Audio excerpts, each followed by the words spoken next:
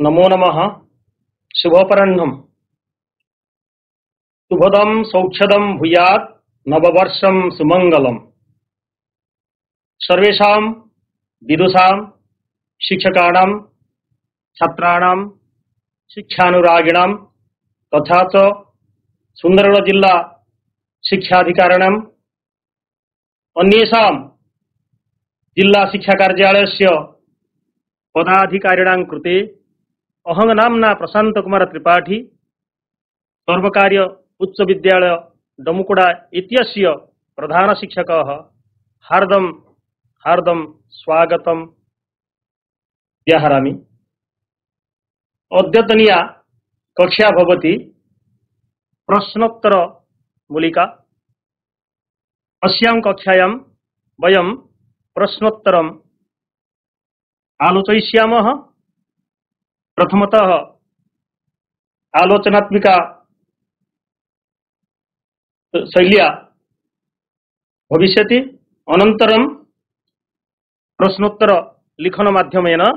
आलोचना भविष्यति। मया साकं याः अपराः महोदयाः सन्ति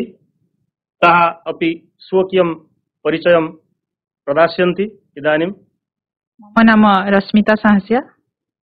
अहम सर्वकारी उच्च माध्यमिक विद्यालय लुआबाहाल संस्कृत शिक्षयित्री। समस्तंकु सुंदरगढ़ वर्चुअल स्टूडियो को स्वागत। आज रही प्रश्नोत्तर कार्यक्रम प्रत्येक छात्र छात्री बहुत सुंदर हेबो मु आशा करूची। वर्तमान मु सार को अनुरोध करूची ए सेशन टी को से चालू करिवे। सर्वे छात्राः अनुरुध्यन्ते तावहित मनसा नीरवतया शृण्वन्तु, अवगमनं कुर्वन्तु तथा लिखन्तु। तो पिला माने आज जो सिंह शृगाल शिशु कथा गद्य भाग, सीतायाः वनगमनम पद्य भाग तथा प्रथम अनुच्छेद एवं द्वितीय अनुच्छेद आमे पर्यायक्रम रे आलोचना करिबा एवं ता भितरे जहाँ सब कठिन स्थल रही प्रश्नोत्तर ताकु मध्य आमे विशद भाव आलोचना करिबा। व्याकरणगत स्थल को मध्य आलोचना करिबा। जहाँ भी हो समस्ते वर्तमान में प्रस्तुत हो जिबा। जे प्रथमे जो रही हमर सिंह शृगाल शिशु कथा। जो सिंह शृगाल शिशु कथा समस्ते जानिछंती। सिंह शृगाल शिशु कथा जहा कि पंडित विष्णु शर्मा द्वारा विरचित पंचतंत्र नामक कथा ग्रंथरु यह उद्धार करा जायछि। तो पशु पक्षी मानकर चरित्र माध्यम रे मानव समाज को किछि नीति शिक्षा प्रदान करा जायछि। एही गल्प माध्यम रे सिंह शृगाल शिशु कथा तार सारांश मु वर्तमान कहया पे जाउछि। जे कोनोसी एक वन प्रदेश रे गोटे सिंह एवं सिंही बास करुले रोहुले। से सिंह प्रतिदिन कौन करे मृग मान को अन्य पशु मान को मारी सिंही की तार भोजन पाई आनिक देउथला। सिंहीटी दिने कौन हला ना दुईटी पुत्र जन्म देइथिला। से समय रे जो सिंहटी भोजन अन्वेषण रे जाई संध्या पर्यंत मध्य आहार खोजिला, किंतु से कौनसी किसी पाइला नहीं। शेष आसुवा समय बाटरे गोटे से शृगाल शिशु को देखिला एवं ताकू शिशु बोली भाभी ता मन टे दया आसला। शिशु बोली भाविकी ताकू न मारिकी ता दांत मझिरे शृगाल जी तार दांत मझी रखी थाए तो दांत मझिरे रखिकी जत्न सहित ताकू आनिकी सिंही पाखरे पहुंचेला एवं सिंही की कहला। तापर सिंही ताकू कहला, नाथ मो पाई किसी भोजन आज आनिछ कि? से कहला ना मु एई शृगाल शिशुटी को छाड़ी आउ किछि पाइली नाही, तेणु याकू खाई तमे आज तुमर पथ्य द्वारा तुमर खाद्य तुम संपादन कर। ये कथा से कहले। तापरे सी कहला जेहेतु तुमे याकू शिशु बोली भाभी मारिल नाही, तेणु मु ताकू किपरि भाबरे मारिबी? काहेकि कहा जाइछि शास्त्र रे जे अकृत्यं नैव कर्तव्यं प्राण त्यागे संस्थिते न च कृत्यं परित्याज्य वेश धर्म सनातन। ଯେ ପ୍ରାଣ ଚାଲି ଯାଉଥିଲେ ମଧ୍ୟ ଜୀବନ ବାହାରି ଯାଉଥିଲେ ମଧ୍ୟ ଅକୃତ୍ୟ ଯାହା କରିବା ଉଚିତ ନୁହେଁ ତାକୁ କେବେ କରିବ ନାହିଁ ଏବଂ ଯାହା କରିବା ଉଚିତ ତାକୁ କେବେ ଛାଡ଼ିବ ନାହିଁ। ଯାହା ବି ହଉ ସିଏ ଯେହେତୁ ଗୋଟେ ସନ୍ତାନ ଲାଭ କରିଥିଲା ମାତୃତ୍ୱ ଲାଭ କରିଥିଲା ତେଣୁ ସିଏ ତା ମନରେ ଗୋଟେ ସ୍ନେହ ମମତା ଜାଗି ଉଠିଲା। ତେଣୁ ସିଏ କଣ କଲା ନା ତାକୁ ନ ମାରିକି ସେ ତା ମନରେ ଦୟା ଆସିଲା ତାକୁ ସେ ତୃତୀୟ ପୁତ୍ର ରୂପରେ ତାକୁ ପାଳନ କଲା କିଏ ସିଂହୀ ଏବଂ ସେଇ ଯୋଉ 3 ଜଣ ୟାର ଯୋଉ ସିଂହର 2ଟି ସନ୍ତାନ ତଥା ଯୋଉ ଶୃଗାଳ ଅସୁତ ତାକୁ ସେ ତୃତୀୟ ସନ୍ତାନ ରୂପେ ପାଳନ କରିଥିଲା। ସେ 3 ଜଣ ଯାକ ଏକା ଆଚାର ବିହାର କରି ସମୟ ଅତିବାହିତ କଲେ ସାଙ୍ଗରେ ବୁଲିବା ସାଙ୍ଗରେ ଖାଇବା ସାଙ୍ଗରେ ଖେଳିବା ଇତ୍ୟାଦି ସବୁ କିଛି କଲେ ଏବଂ ସେମାନେ ପରସ୍ପର ଜାତି ବିଶେଷକୁ ଭୁଲିଗଲେ। ସିଏ ଜାଣିପାରିଲାନି ଇଏ ତାର ଶୃଗାଳ ଶତ୍ରୁ ହେଲା ସିଂହ ସିଏ ଇଏ ଭାବି ପାରିଲେନି ଇଏ ହଉଛନ୍ତି ମୋର ସିଂହୀ ସୁତ ବୋଲିକି ଶୃଗାଳ ମଧ୍ୟ ଜାଣିପାରିଲା ନାହିଁ। ଏମିତି ସମୟ ତାଙ୍କର ଅତିବାହିତ ହେଲା। ଦିନେ ବୁଲୁ ବୁଲୁ ସେ 3 ଜଣ ଯାକ ବୁଲୁଥିଲେ ସେ ଜଙ୍ଗଲରେ ଯାଉ ଯାଉ ହଠାତ୍ ଗୋଟେ ବଣୁଆ ହାତୀ ଆସିଗଲା। ତେଣୁ ଇଏ ସାଙ୍ଗେ ସାଙ୍ଗେ ତାକୁ ଦେଖିବା ମାତ୍ରେ ସିଂହ ତାର ଯୋଉ ସ୍ୱଭାବରେ ସିଂହ ହଉଛି ସବୁବେଳେ କଣ ବଳଶାଳୀ ଏବଂ ତାର ମନରେ ଭୟ ନଥାଏ। ତେଣୁ ସିଏ ଛୋଟ ଶିଶୁ ହେଲେ ମଧ୍ୟ ସେ ତାକୁ ଆକ୍ରମଣ କରିବା ପାଇଁ ଉଦ୍ୟତ ହୁଅନ୍ତେ ଇଏ ଶୃଗାଳ ଶିଶୁଟି କଣ କଲା ନା ତାଙ୍କୁ ସାଙ୍ଗେ ସାଙ୍ଗେ ଏଠି ମାନେ ପ୍ରତିବନ୍ଧକ କଲା ଏବଂ ସେ ଟିକେ ଭୟ ବ୍ୟାକୁଳ ହେଇଗଲା ଏବଂ କହିଲା ଇଏ ହଉଛି ତୁମର ଶତ୍ରୁ ବୋଲି କହିଲେ ମଧ୍ୟ ସେମାନେ କଣ କହିଲେ ପଳେଇ ଆସିଲେ। ଜ୍ୟେଷ୍ଠ ଯଦି ଯୁଦ୍ଧ କ୍ଷେତ୍ରରେ କେହି ଜଣେ ପ୍ରଥମେ ପଳାୟନ ପନ୍ଥୀ ହେଇଯାଏ ଛତ୍ରଭଙ୍ଗ ଦେଇକି ଯାଇଥାଏ ତାହେଲେ ଅନ୍ୟମାନେ ଯୋଉମାନେ ଥାଆନ୍ତି ସେମାନେ ସାଧାରଣତଃ ନିରୁତ୍ସାହିତ ହେଇଯାଆନ୍ତି। ସେହି ପରିପ୍ରେକ୍ଷୀରେ ଇଏ ମଧ୍ୟ 2 ଜଣ ନିରୁତ୍ସାହିତ ହେଇକି ଫେରି ଆସିଲା ପରେ ସିଏ ସବୁ କଥା ତା ମା ଆଗରେ କହିଲା ଯେ ଏମିତି ଗୋଟେ ବଡ ହାତୀକୁ ଆମେ ଦେଖିଲୁ ବଣୁଆ ହାତୀକି କିନ୍ତୁ ଇଏ ଯୋଉ ତାର ବଡ ଭାଇ ବୋଲିକି ଯାହାକୁ କହୁଛ ସେ ଶୃଗାଳ ଶିଶୁ ତା କଥା କହିଲା ସିଏ ଆମେ ଆକ୍ରମଣ କରିବା ପାଇଁ ଯାଆନ୍ତେ ସିଏ କଣ କଲା ଆମକୁ ନିରୁତ୍ସାହିତ କରି ସେଠୁ ଆମେ ପଳେଇ ଆସିଲେ। କଥା ଶୁଣିବା ମାତ୍ରେ ତା ମନରେ ଗୋଟେ ଇଏ ଆସିଲା। ସିଏ ଆହୁରି ଶୃଗାଳ ଶିଶୁଟି ଆହୁରି କହିଲା ଆରେ କଣ ମୋ ନାଁରେ ଏତେ ତାକୁ ବହୁତ ଅପମାନ ଲାଗିଲା କଣ ମୋର ପରାକ୍ରମ ମୁଁ କଣ ତାଙ୍କଠାରୁ କୋଉ ପରାକ୍ରମରେ ବଡ ନା ବିଦ୍ୟାଭ୍ୟାସରେ ସାନ ନା କୋଉ ପରାକ୍ରମରେ ସାନ ନା ବୟସରେ ସାନ ଏମିତି ସେ କହିଲା। ତାପରେ ଏମାନେ କହିଲେ ଏବଂ ଆଉ ମୁହଁ ପୁରା ରାଗରେ ଜର୍ଜରିତ ହେଇଗଲା ଆଉ ମୁହଁ ତାର ଲାଲ ହେଇଗଲା। ସେତେବେଳେ କଣ କଲା ନା ଯେହେତୁ ତା ମନରେ ସିଂହୀ ମନରେ ମମତା ସ୍ନେହ ମମତାର ସେ ବାନ୍ଧି ହେଇଥିଲା ତେଣୁ ସେ କହିଲା ଠିକ ଅଛି ତାକୁ ଏକାନ୍ତକୁ ଡାକିଲା। ସେଇ ଶୃଗାଳ ଶିଶୁଟିକୁ ଏକାନ୍ତକୁ ଡାକି ତାକୁ କହିଲା ହଁ ମୁଁ ଜାଣିଛି ଏଟା ତୁ ସୁରୋଷୀ କୃତବିଦ୍ୟୋଷୀ ଦର୍ଶନ ୟୋଷୀ ପୁତ୍ରକ ୟସ୍ମିନ୍ କୂଳେ ତୁମୋତ୍ପନ୍ନ ଗଜସ୍ତତ୍ର ନ ହନ୍ୟତେ। ଆରେ ମୁଁ ଜାଣିଛି ତୁ ବୀର ଆଉ ତୁ କୃତବିଦ୍ୟ ପଣ୍ଡିତ ଆଉ ତୁ ମଧ୍ୟ ମାନେ ଦର୍ଶନୀୟ ବହୁତ ସୁନ୍ଦର ରୂପଶାଳୀ କିନ୍ତୁ ତୁ ଯୋଉ ବଂଶରେ ଜନ୍ମ ହେଇଛୁ ସେ ବଂଶରେ ହାତୀ କେହି ମାରି ନାହାନ୍ତି। ଏ କଥାଟା ତାପରେ କହିକି ତାକୁ ବୁଝେଇଲା ତୁ ଜାଣିନାହୁ ତୁ ହଉଛି ଗୋଟେ ଶୃଗାଳୀର ସୁତ। ତେଣୁ ବର୍ତ୍ତମାନ ସେମାନେ ଜାଣିବା ପୂର୍ବରୁ ସିଂହ ଶିଶୁ 2 ଜଣ ଯୋଉ ଜାଣିବା ପୂର୍ବରୁ ମୋର ଯୋଉ ପୁତ୍ର ସିଂହୀର ଯୋଉ ପୁଅ 2 ଜଣ ସେ ଜାଣିବା ପୂର୍ବରୁ ତୁ ନିଜ ଜାତିରେ ଯାଇକି ମିଶିଯା ଏ ସ୍ଥାନ ଛାଡିକି ତୁ ପଳେଇ ଯା। ଏ କଥା କହିବା ପରେ ସିଏ ଭୟ ବ୍ୟାକୁଳ ମନ ହେଇକି ସେଇ ସିଂହଟି ଯୋଉ ଶୃଗାଳଟି ନିଜ ଜାତିରେ ଯାଇକି ମିଶିଗଲା। ତେଣୁ ଏଇ ଯୋଉ ମାନେ ଗୋଟେ କଥା ହଉଛି ସ୍ୱଭାବ ଯାହା ଦୋଷ ଗୁଣା ହୁଅନ୍ତି। ସିଂହର ସ୍ୱଭାବ ସେ ପରାକ୍ରମଶାଳୀ ସେ ସବୁବେଳେ ଅଗ୍ରଗାମୀ ହବ ସେ ପଶ୍ଚାତଗାମୀ ହବ ନାହିଁ। କିନ୍ତୁ ଶୃଗାଳ ତ ସେ ଯାହାହେଲେ ମଧ୍ୟ ତାର ଭୟ ମନ ରହିଛି ଆଉ ତାପରେ ଯାହାର ସ୍ୱଭାବ ଯେମିତି ସେ ସେମିତି ଭାବରେ ହବ। ଏମିତି ସବୁ ନୀତି କଥା ଏହା ଭିତରେ ରହିଛି। ଆଉ ତାପରେ ଆମେ 2ଟି ଯୋଉ ଅନୁଚ୍ଛେଦ ତାକୁ ମଧ୍ୟ ଆମେ ଆଲୋଚନା କରିବା ଯେ କଥା ହଉଛି କଣ କି ପିଲାମାନେ ସାଧାରଣତଃ ସଂସ୍କୃତ ଆମେ ଓଡ଼ିଆ ଭାଷାରେ ଲେଖୁଛନ୍ତି ଓଡ଼ିଆ ଅକ୍ଷର ମଧ୍ୟ ଲେଖାଯାଉଛି କିନ୍ତୁ କଣ ହଉଛି ନା ପ୍ରଶ୍ନ ବୁଝିବାରେ ପିଲାଙ୍କର ଯୋଉ ଡିଫେକ୍ଟ ରହିଯାଉଛି ବୁଝିପାରୁନାହାନ୍ତି। ପ୍ରଶ୍ନ ବୁଝିବାଟା ଭୁଲ ହେଇଯିବାରୁ ସେ ଉତ୍ତରଟା ଆସୁଥିଲେ ମଧ୍ୟ ସେ ଜାଣିପାରୁନାହାନ୍ତି। ତେଣୁ ତା ପୂର୍ବରୁ ଆମେ ଜାଣିବା ଯେ କଥମ ମାନେ କଣ ଯୋଉ ଅବ୍ୟୟ ପଦଗୁଡା ପୁତ୍ର ମାନେ କେଉଁଠାରେ କିମ୍ ମାନେ କଣ କଶ୍ୟ ମାନେ କାହାର କଶ୍ୟା ମାନେ ଶ୍ରୀଲିଙ୍ଗରେ କାହାର ତ ଏଇ କସ୍ମିନ୍ ସ୍ଥାନେ କେଉଁଠାରେ ତ ଏଇ ସବୁ ଜିନିଷ କିଦୃଶ କିଭଳି ଭାବରେ ତ ଏଇ ଯୋଉ ସବୁ ଅଛି ଅବ୍ୟୟ ପଦ ତାକୁ ଯଦି ଠିକ ଭାବରେ ଆମେ ନ ଜାଣିବା प्रश्न को जदि आम ठीक भाव में न बुझी पारिबा ताहले आम उत्तर केबे भी लिखिबार आम सफल होई परिबा नहीं। तेणु प्रश्नटी को आम बुझिबा दरकार। तापरे जो पर्यायक्रम आलोचना करवा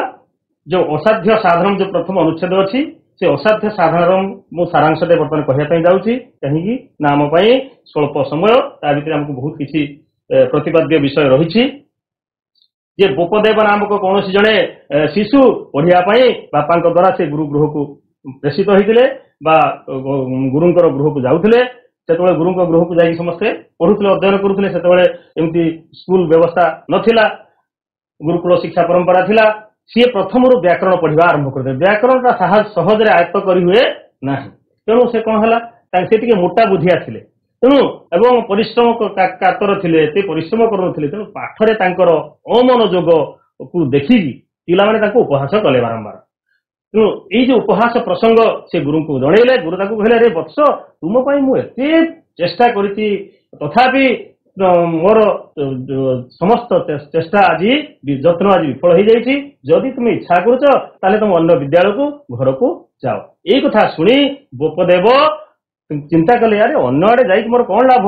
जदि यही भाव एमती मोर मूर्खामी को देखी मूर्खपण को देखी मते किए बा स्नेह करिवो पिता माता मते कहीं स्नेह करेंगे ना यही भाव से मनरे आसला। तेणु सी चिंताकूल हो गले गोटे जा गोटे सरोवर बा पोखरी गोटे पावछ था से पावछरे से बसीगले से समय किसी स्त्री लोक मैंने कौन करुले ना घड़ा बा माठिया कलशरे पानी भरुले भरिक से देखिले से पावछरे किसी जगार जे गात हो जाइए तेणु मन गोटे संशय आसला रे ये गात गुड़ाक कौन किए तैयारी करिछि ना आपे आपे हो जाइए। तेणु से जो जो माँ मैंने जो स्त्री लोक मैंने जो थे तेणु से पूछा कले पचारे तो से बुझेदे ना वत्स तो ठीक गात कहीं करना स्वयं जो मृत्तिका पात्र भार से माटी क्षुण्ण हो जाइए आपे आपे से गात हो जाइए ये कथा से कहले से ये कथा शुणी बोपदेव विस्मित हो गले कहले जदि गोटे माटी पात्र भार जदि प्रस्तरटा क्षुण्ण हो जाऊँगी ताहले मु माने किभଳି भाବରେ ମୁଁ ମୋଟା ବୁଦ୍ଧିଆ ହେଲେ ମଧ୍ୟ ମୁଁ କିଭଳି ଭାବରେ ସେ କଠିନ ବ୍ୟାକରଣ କାହିଁକି ଆୟତ୍ତ କରି ନ ପାରିବି এই କଥା ସେ ମନରେ ଚିନ୍ତା କଲେ ଏବଂ ଗଭୀର ଅଧ୍ୟବସାୟ କଲେ ଏବଂ ତାଙ୍କର ସେ ପ୍ରଚେଷ୍ଟାରୁ ସେ ଜଣେ ପ୍ରବୀଣ ବୈୟାକରଣ ମହାନ ଶ୍ରେଷ୍ଠ ପଣ୍ଡିତ ରୂପରେ ପ୍ରତିଷ୍ଠା ଲାଭ କରିଥିଲେ। ତେଣୁ କୁହାଯାଇଛି ଶାସ୍ତ୍ରରେ ଯେ ଉଦ୍ୟମେନ ହି ସିଦ୍ଧ୍ୟନ୍ତି କାର୍ଯ୍ୟାଣୀନ ମନୋରଥି ଉଦ୍ୟମ କରିବା ଦ୍ୱାରା ମେହନତ କରନେ ସେ ଯତ୍ନ କରନେ ସେ ଆମର କଣ ହଉଛି ନା आमर सबकिछि कार्य सिद्धि लाभ होता है खाली मनोरथ मनरे भाविदेले ताहा हुए नाही। तेणु बारंबार हमको अभ्यास धार्यते विद्या कह अभ्यास विद्या को आहरण करा जाइथा। ताले देखो या भीतर जो संक्षिप्त उत्तर अच्छी पिला माने एक नंबर कहला गुरु गोपदेवम किम उक्तवान तो उक्तवान माने आमे बुझिया प्रथमे उक्तवान माने कहिले बच धातु तब तो प्रत्यय उक्तवान है गुरु गोपदेव को कौन कहले गुरु गोपदेव कि मुक्तवान गुरु गोपदेव को कौन कहले सतासर की कौन कहले माइक ऑन करो पिला माने हां गुरु गोपदेव कौन कहले सब जतना विफल है जदि तुम इच्छा करूछ ताहले अन्य स्कूल को चली जाओ। वेरी गुड सम्यक उत्तम। हाँ तुम मोर समस्त चेष्टा विफल है तेणु जदि तुम चाहूच अन्य विद्यालय को घर को जाओ। द्वितीय प्रश्न है सहपाठी बोपदेव कथम उपहसितवंत सहपाठी माने बोपदेव को कहीं उपहास कले उपसर्ग हस धातु तब तु प्रत्यय बहुवचन रे उपहसितवंत होइछि तो सहपाठी माने कहीं उपहास कले कौन पाखे देखिले त्रुटि बोपदेव मोटा बधिया एवं परिश्रम कातर थिला पाठरे अमनोयोगी थिला बोपदेवंकर उपहास कले बोपदेवंकर पढ़ारे अमनोयोग गोटे वाक्य भी लिखि पारिबो किंबा तुम दुईटी वाक्य मध्य लिखि पारिबो बोपदेव जड़े मोटा बुद्धिया थिले एवं परिश्रम कातर थिले तांकर पढ़ारे अमनोयोग को देखी गुरु तांको उपहास नहीं सॉरी हाँ गुरु तांको सहपाठी माने तांको उपहास कले तो एटा आम लिखिपर भूपदेव विस्मित किं चिंतितवान भूपदेव विस्मित होई कौन भाविले डमकुड़ा सरकारी उच्च विद्यालय डमकुड़ा भूपदेव आश्चर्य होई कौन भाविले द्वारा क्षय होई पारुछि तेबे मो भली मोटा बुद्धिया कहीं क्रमशः व्याकुलता को आयत्त करि न पारिबो वेरी गुड हाँ जदि गोटे माटी पात्र भार रे गोटे पाषाण कठिन पाषाण जदि क्षुण्ण हो जाउची ताले मो भली जने मोटा बुद्धिया कहीं सेटा एही परिबो नाही कोन ए कठिन व्याकरण शास्त्र को आयत्त करि न पारिबो ठीक अछि स्त्रीजन उपदेव किम अवदात स्त्रीजन उपदेव को कौन कहले डमकुड़ा कौन कहले वत्स हाँ माइक्रोफोन ऑन करो गोपबंधु हाई स्कूल स्त्री लोक माने उपदेव को कौन कहले गोपबंधु हाई स्कूल सुना जाउची कि हाँ कोंत आउटे भाई कहाँ स्त्री जन कहले कि जे हमें गात करेनी माटियार भार रे गात हो जाइए वेरी गुड स्त्री लोक माने कहले कि उपदेव को कहले वत्स यह माटीर पात्र भार रे यह चूर्ण होई जाइए बस गोटे वाक्य तापरे अति संक्षिप्त उत्तर पिता उपदेव पुत्र प्रेषित पुत्र माने कौन केउठारे पिता द्वारा उपदेव केउठा पठागले केउठा पठेले गोपबंधु हाई स्कूल गुरुगृह को गुरुगृह वेरी गुड गुरुगृहम बा गुरुगृह को गोटे वाक्य गोटे पदरे मध्य हम लिखि परिबा गोटे वाक्य रे मध्य जदि एक गने पद न देथिबो ताले गोटे पदरे लिखिबा गुरुगृह तापरे गोपदेव किं पठितम आरब्धवान गोपदेव कौन पढ़िया आरंभ कले उपसर्ग व्याकरण वेरी गुड व्याकरण तापरे पाषाणे कथम गर्तानि जातानि पाषाण रे पत्थर रे किभଳି भाबरे गात गुडी सब हेई गला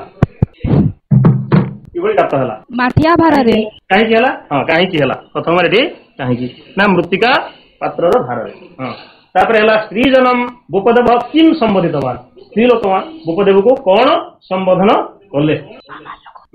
लोहावाल high school government high school Lohawal स्त्री लोक माने भूपदेव को कौन बोली संबोधन कले गोटे पद सुना जाउची कह Gopabandhu high school hello hello हाँ कह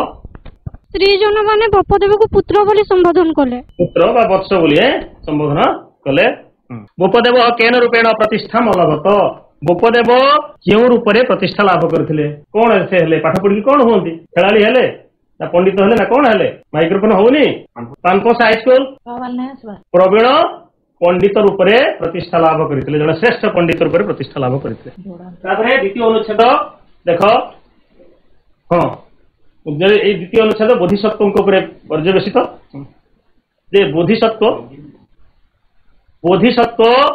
पूरा पूरा माने पुराण काल प्राचीन काल बोधिसत्व ब्राह्मण कूल जन्म होते बोधिसत्व किए पिला माने जानिचो गौतम बुद्धंकर अने 100 बार गौतम बुद्ध समाजर कल्याण जन्म नहीं गौतम बुद्ध जो महात्मा गौतम बुद्ध से बोधिसत्व भाव ब्राह्मण कूल जन्म होते से अत्यंत मेधावी थे अल्प समय मध्य समस्त विद्या को अध्ययन कले अध्ययन पर से संसार सुख को छाड़ी बानप्रस्थ कले बानप्रस्थ गोटे अवस्था रही जो गार्हस्थ्यर गोटे जो चारिटा जो आम सत्राश्रम रही बानप्रस्थ से बानप्रस्थ कले बानप्रस्थ कले कौन कहती अरण्य को जाती से सब तपस्या आचरण करती तो से दिने बोधिसत्व कौन कले बन में बुलू बुलू गोटे पर्वत गुंफाए गोटे सिंही को देखिले से सिंहीटा कौन करथिला ना सद्य प्रसूता थिला छुआ जन्म करथिबारु से खाद्य संग्रह करने असमर्थ थिला तेणु क्षुधारे से भोकरे आकुल होइतिला छटपट होउतिला तेणु दयालु बोधिसत्व तार व्याकुलता को जानिकी चिंता कले हाय जीवन दुख देखो एठी किए या खाद्य देकी तार जीवन रक्षा करिवो खाद्य बिना बाघुणीटी मरीज तेणु ये मोर अनित्य शरीर रही किसी लाभ ना यह वृथा हो तेणु मो शरीर द्वारा शरीर विनिमय ये व्याघ्र जीवन मु नष्ट जीवन मु रक्षा करी सरी जीवन रक्षा करी यही भाव से निश्चित करी से बाघुणी निकट को गले बाघुणी खाई तृप्ता हो गला एमती भगवान बुद्ध 100 बार अन्य मान प्रार्थे प्राणांत्यक्त मान जीवन को से त्याग करते उत्सर्ग करते तेणु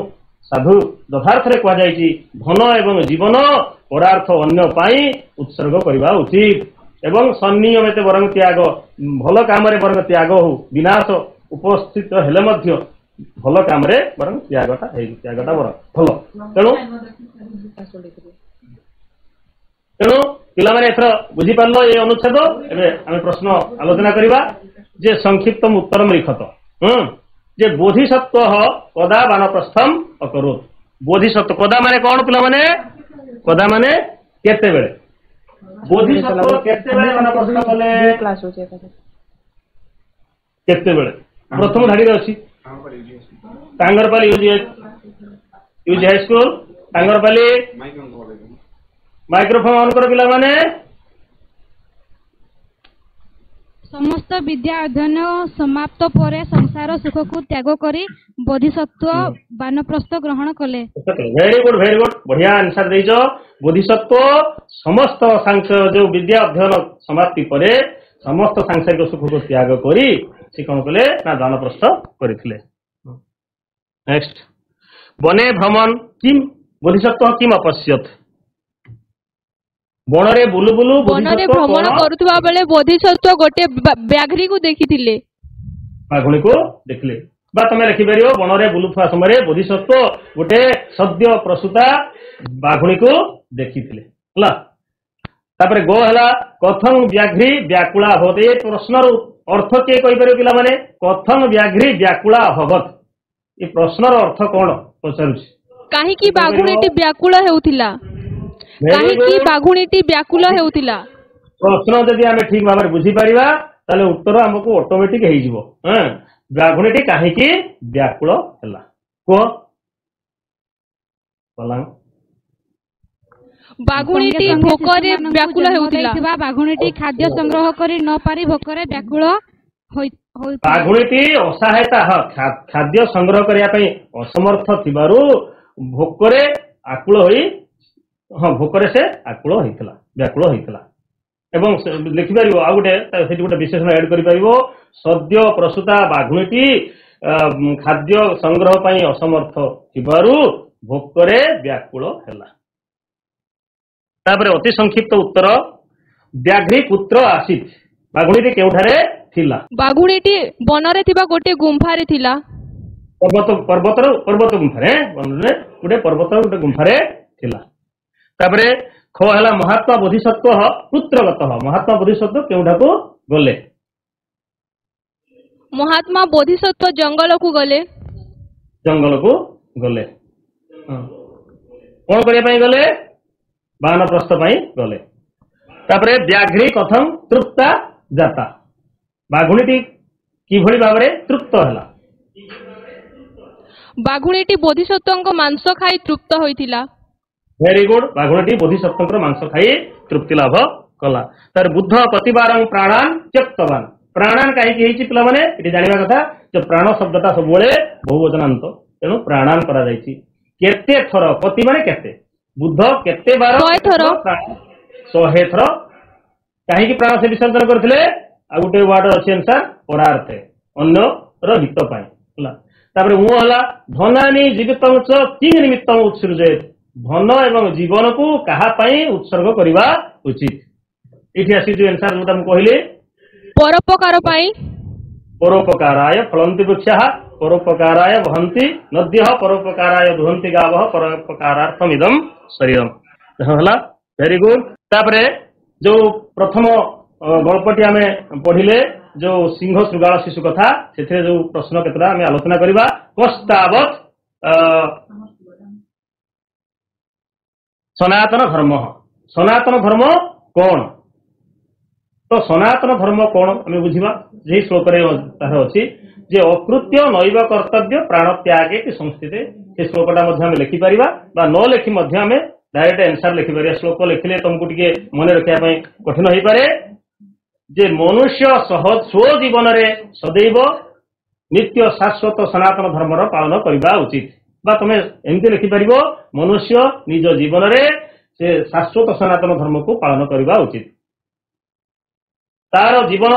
ସଙ୍କଟଗାମୀ ହେଲେ ମଧ୍ୟ, ସଙ୍କଟ ଉପସ୍ଥିତ ହେଲେ ମଧ୍ୟ ସେ କେବେ ହେଲେ ଅକାର୍ଯ୍ୟ କରିବା ଉଚିତ ନୁହେଁ। ପୁନଶ୍ଚ ଏଭଳି ପରିସ୍ଥିତିରେ ସ୍ୱକୀୟ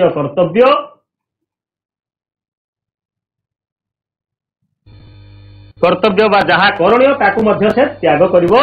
ନାହିଁ। କାହିଁକି? ଏହା ହେଉଛି ଆମର ସନାତନ ଧର୍ମର ମୂଳ ମନ୍ତ୍ର ବା ରୂପରେଖ। ତାପରେ ଦ୍ୱିତୀୟ ପ୍ରଶ୍ନ ହେଲା कथं ଶୃଗାଳ ଶିଶୁ ସ୍ୱଜାତୀୟ ମିଳିତ କାହିଁକି ଶୃଗାଳ ଶିଶୁଟି ସେ ତ ସିଂହ ଶିଶୁ ମାନଙ୍କ ସହିତ ଖେଳୁଥିଲା ବୁଲୁଥିଲା, କାହିଁକି ସେ ନିଜ ଜାତିରେ ମିଶିଗଲା? ଯେତେବେଳେ ସେ ପ୍ରକୃତ ତାର ପରିଚୟକୁ ଜାଣିଲା, ତାର ଦୁର୍ବଳତାକୁ ସେ ଯେତେବେଳେ ଜାଣିପାରିଲା, ତ ଶୃଗାଳ ଶିଶୁଟି ନିଜକୁ ସିଂହ ଶିଶୁ ବୋଲି ସେ ଭାବୁଥିଲା ପ୍ରଥମେ। ତେଣୁ ସେ କ୍ରୋଧିତ ହୋଇକି ସିଂହ ଶିଶୁ ଦୁହିଁକୁ ମାରିଦେବାକୁ ସିଂହୀକି କହିଥିଲା। ଯେତେବେଳେ ସେ ଦିନେ ଗୋଟେ ବଣୁଆ ହାତୀକୁ ଦେଖିଥିଲେ, ଯଦି ଆମେ ଗପଟାକୁ ଠିକ ଭାବରେ ବୁଝିଥିବା ତାହେଲେ ଆମେ ନିଜ ଭାଷାରେ ଶୁଦ୍ଧ ଭାଷାରେ ମଧ୍ୟ ଉପସ୍ଥାପନା କରିପାରିବା, କିଛି ଅସୁବିଧା ନାହିଁ। ତେଣୁ ସେତେବେଳେ ସେ ସିଂହୀଠାରୁ ତାର ପ୍ରକୃତ ପରିଚୟ ଜାଣିଲା ଯେ ସେ ହେଉଛି ଶୃଗାଳୀର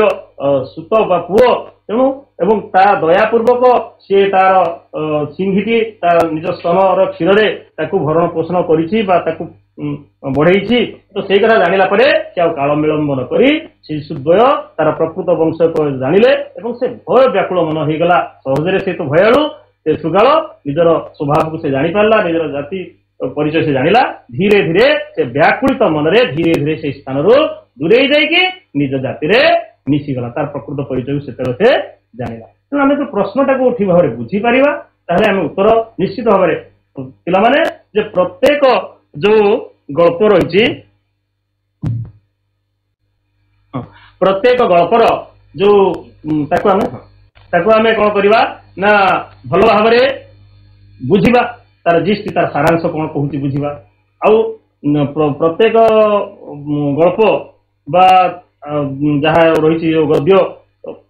ଯୋଉ ପ୍ରବନ୍ଧ ଯାହା ରହିଛି ତାକୁ ଆମେ ପଢିବା ଆଗରୁ କଣ କରିବା ନା ଯୋଉ ଉପକ୍ରମ ଲେଖାଯାଇଛି ସେ କବି ପରିଚୟ ବା ସେଟା କେଉଁ ଗ୍ରନ୍ଥରୁ ଆସିଛି, ଯଦି ପ୍ରଶ୍ନ ଆସିବ ତ ଏଇଟା କୋଉ ଗ୍ରନ୍ଥରୁ ଆସିଛି ସିଂହ ଶୃଗାଳ ଶିଶୁ କଥା ନା ପଞ୍ଚତନ୍ତ୍ର, ତ ପଞ୍ଚତନ୍ତ୍ରମ୍ କେନ ବିରଚିତ ନା ବିଷ୍ଣୁ ଶର୍ମା। ତ ଏଇଟା ଯଦି ଆମେ ବୁଝିଥିବା ପଣ୍ଡିତ ବିଷ୍ଣୁ ଶର୍ମାଙ୍କ ଦ୍ୱାରା ପଞ୍ଚତନ୍ତ୍ର ବିରଚିତ ହୋଇଛି, ତ ତେଣୁ ସେଟାକୁ ଆମେ ଭଲ ଭାବରେ ତାକୁ ବୁଝିବା, ତାପରେ ତାକୁ ମନରେ ସେ ଉତ୍ତରକୁ ଆମେ ଭାବିବା, ତାପରେ ଲେଖିବାକୁ ଆରମ୍ଭ କରିବା। ତାହେଲେ କେବେ ବି ପିଲାମାନେ ଆମର ଭୁଲ ହବ ନାହିଁ ଏବଂ ମୁଁ ନିଶ୍ଚିତ ଭାବରେ ଗ୍ୟାରେଣ୍ଟି ଦେଇ କହିବି ଯେ 100ରୁ 100 ପୁରା ଆମେ ଲବ୍ଧାଙ୍କ ଲାଭ କରିପାରିବା। ଠିକ ଅଛି, ଏବେ ଦ୍ୱିତୀୟ ପର୍ଯ୍ୟାୟରେ ମୁଁ ନିବେଦନ କରୁଛି ଆମର ମ୍ୟାଡାମ ସେ ଆସି ବର୍ତ୍ତମାନ ଯୋଉ 3ଟି ବିଷୟ ରହିଛି ସୀତାୟାଃ ବନଗମନମ୍ ତାକୁ ସେ ଆଲୋଚନା କରିବେ। ଧନ୍ୟବାଦ ସାର୍। ତ୍ରିପାଠୀ ସାର୍ ବହୁତ ସୁନ୍ଦର ଭାବରେ ପୂର୍ବ ଆଲୋଚନା ଗୁଡ଼ିକ ବହୁତ ସୁନ୍ଦର ଭାବରେ କଲେ। ବର୍ତ୍ତମାନ ଆମେ ସୀତାୟାଃ ବନଗମନମ୍ରୁ ଆସୁଥିବା ଯୋଉ ପ୍ରଶ୍ନ ଗୁଡ଼ିକ ତାକୁ କେମିତି ଲେଖିବା ଏବଂ କଣ ସବୁ ପରୀକ୍ଷା ଉପଯୋଗୀ ପ୍ରଶ୍ନ ଉତ୍ତର ତାକୁ ଆମେ ଆଲୋଚନା କରିବା। ପ୍ରଥମେ ଆମେ ସୀତାୟାଃ ବନଗମନମ୍ ବିଷୟରେ ଟିକେ ଜାଣିବା। ସୀତାୟାଃ ବନଗମନମ୍ ଆଦିକବି ବାଲ୍ମୀକିଙ୍କ ଦ୍ୱାରା ଲିଖିତ ରାମାୟଣ ହେଉଛି ଆଦି କାବ୍ୟ। ଏହି ରାମାୟଣ ଆମର ଭାରତୀୟ ସମାଜକୁ ସବୁବେଳେ ପିତୃଭକ୍ତି, ଭାତୃଭକ୍ତି, ପତିଭକ୍ତିର ମହନୀୟ ଗୁଣରେ ଶିକ୍ଷିତ କରିଥାଏ ବା ଶିକ୍ଷା ପ୍ରଦାନ କରିଥାଏ। ମନୁଷ୍ୟର ଆଚାର ବିଚାରକୁ ଏହି ରାମାୟଣରେ ଆଦର୍ଶ ସ୍ଥାନୀୟ ବା ନାୟକ ହେଉଛନ୍ତି ଶ୍ରୀ ରାମଚନ୍ଦ୍ର ଏବଂ ନାୟିକା ହେଉଛନ୍ତି ସତୀସାଧ୍ୱୀ ସୀତା। ଅତି ସୁନ୍ଦର ଭାବରେ ଏ ରାମାୟଣକୁ ବାଲ୍ମୀକି ଯେତେବେଳେ ଗଙ୍ଗା ନଦୀରେ ସେ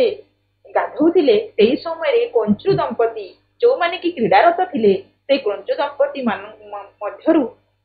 ଗୋଟେ ବ୍ୟାଧ ଆସି କଣ କଲା ନା ସେମାନଙ୍କୁ ଶରରେ ଆହତ କଲା। ସେତେବେଳେ ସେ ପୁରୁଷ କଞ୍ଚି କଣ କଲା ନା ମୃତ୍ୟୁବରଣ କରିଥିଲା। ସେଇ ସମୟରେ ସେ ଯୋଉ କଞ୍ଚି ତାର ଯୋଉ କ୍ରନ୍ଦନ ବିଳାପ କ୍ରନ୍ଦନ, ସେ କରୁଣ କ୍ରନ୍ଦନରୁ ରାମାୟଣରୁ ଏ ବାଲ୍ମୀକି ଯୋଉ ରାମାୟଣ ଲେଖିଛନ୍ତି, ଏଇ ଶ୍ଲୋକରୁ ଏ ରାମାୟଣର ସୃଷ୍ଟି। ମା ନିଷାଦମ୍ ପ୍ରତିଷ୍ଠମ୍ ତ୍ୱମ୍ ଗମଃ ଶାଶ୍ୱତ ସମାହା ଯତ କ୍ରଞ୍ଚି ମିଥୁନା ଦେକମ୍ ପଦୀ କାମ ମୋହି। ଅତି ସୁନ୍ଦର ଭାବରେ ରାମାୟଣରେ ଏଇ ଛନ୍ଦୋଗ୍ୟ ଭାବରେ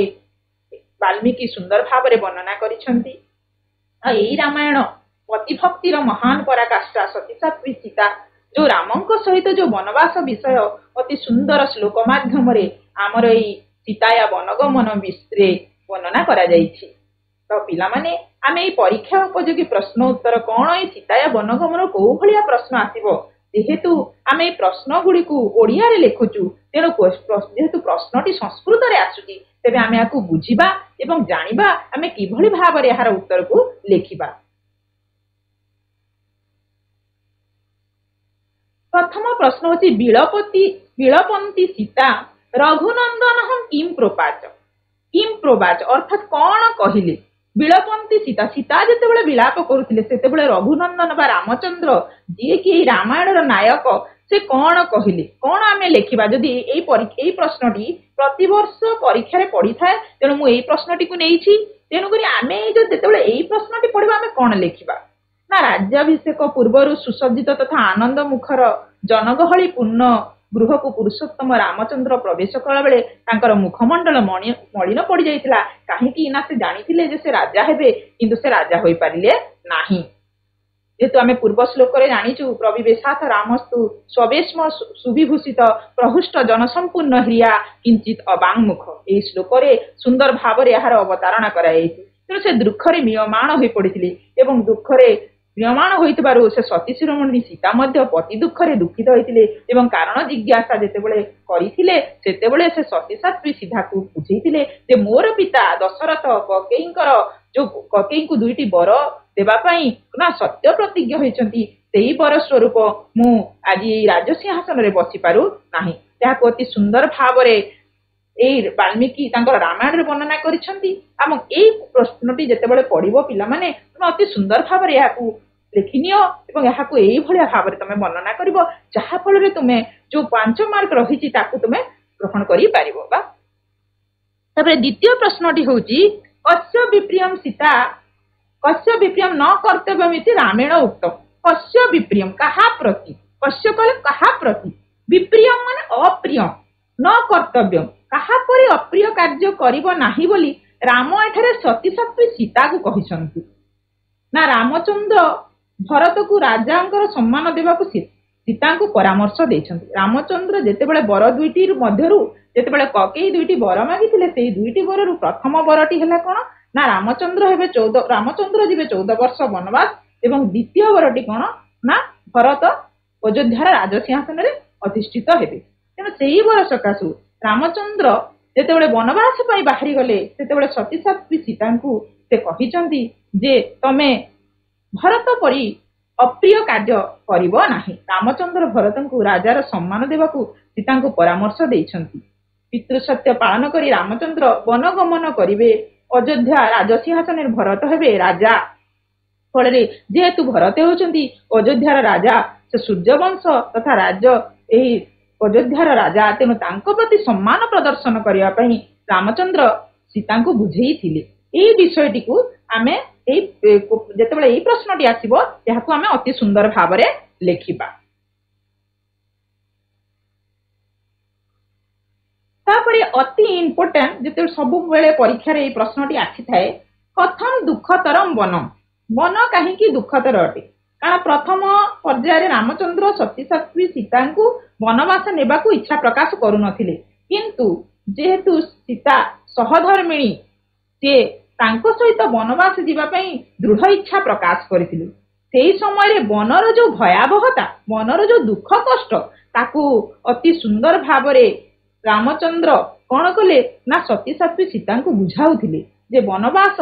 नारी पई उपयुक्त नुहे काहेकि ना वनवास कौन सब असुविधा रही ताकू आम यही प्रश्नर उत्तर लिखा कथम दुःखतरम वन काहेकि दुःखर कारण अटे काहेकि वनवास सीता पई उपयुक्त नुहे जेतेबेले यही प्रश्नटी पिला माने पढ़िबो तमे ताकू लिखिबो कोन लिखिबो ना वनवास जीवन अत्यंत दुःखदायक बोली रामचंद्र सती सात्वी सीता को कहिसंती काहेकि ना वन रे बुली श्रम लाघव पई आपे आपे झड़ी पड़िथिबा सुखिला पत्र सज्जार सोइबाकू पड़े ठीक समय सेठारे खाइबाकू मिले नाही बेले बेले उपास रे मध्य रहिबाकू पड़े गच्छर पळकळ बा पिन्धिबाकू पड़े सेठारे वस्त्र मिलिबो नाही सेठारे बक्कळ परिधान करिबाकू पड़िबो वन सज्जा सुप्यते अर्थात सुखिला पत्र रे सुइबाकू पड़िबो भूमि उपरे कारण सती सात्वी सीता थिले ना जनक नंदिनी से अति कोमल रे बढ़िथिले तेणु से वनर जो दुख अरण्यर जो दुख ताकू से सह्य करि पारिबे नाही बोली रामचंद्र सती सात्वी सीता को एई सब कथा बुझेइछंती जे वन अरण्य काहेकि तांको पई उपयुक्त नुहे जेतेबेले पिला माने एई प्रश्नटी पढ़िबो जे कथम दुःखतरम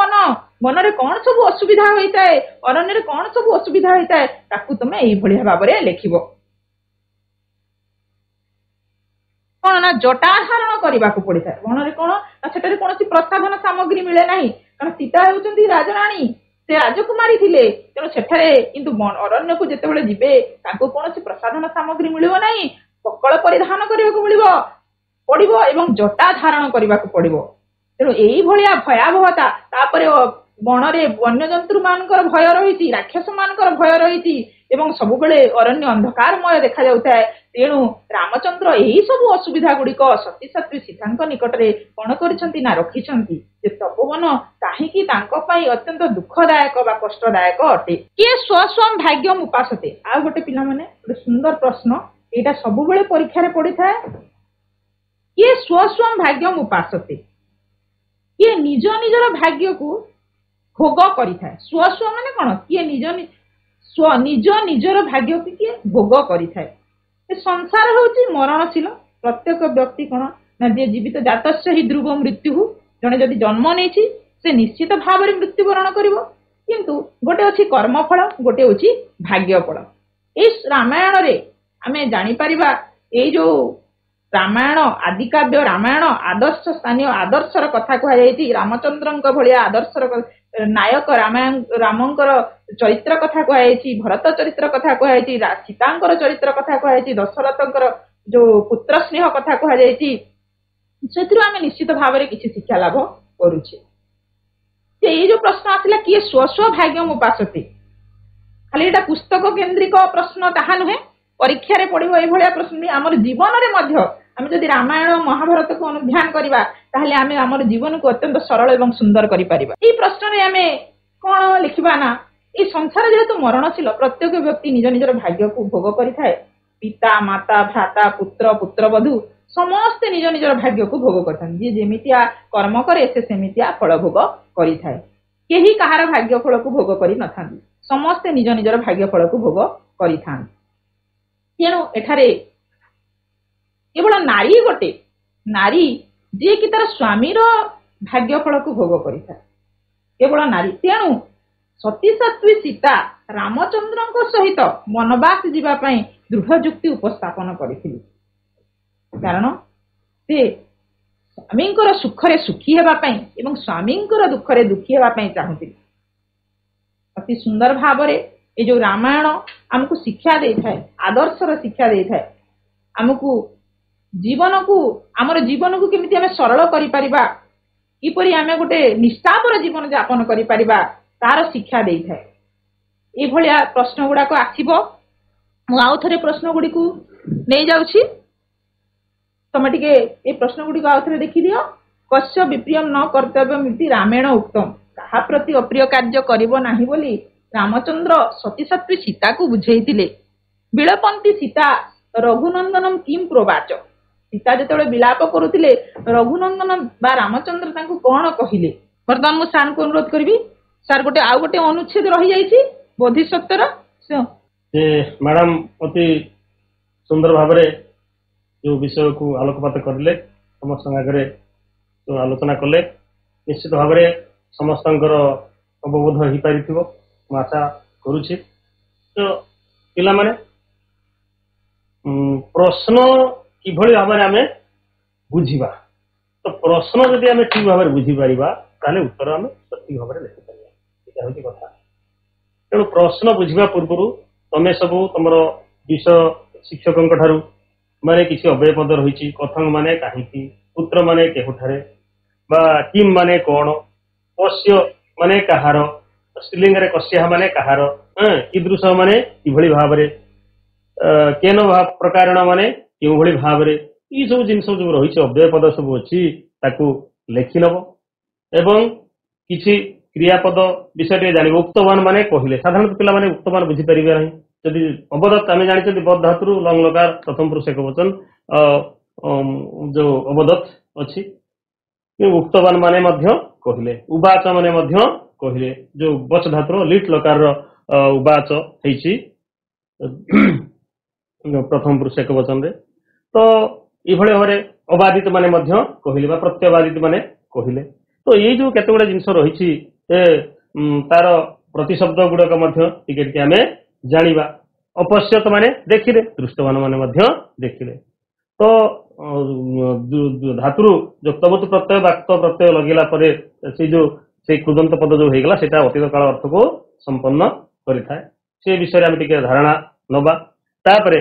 आ गोटे कथा जे प्रश्नटा जो विभक्ति जो लिंग जो वचन को आधार करके पचरा जाइथिबो उत्तरटा मध्य से भली हबा उचित गोटे उदाहरण माध्यम कहवाई चाहूँगी पंचतंत्रम केन विरचितम गोटे थी पंचतंत्रम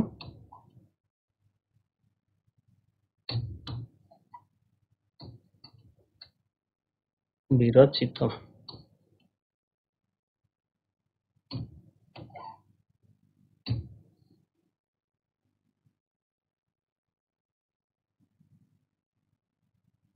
विष्णु शर्मा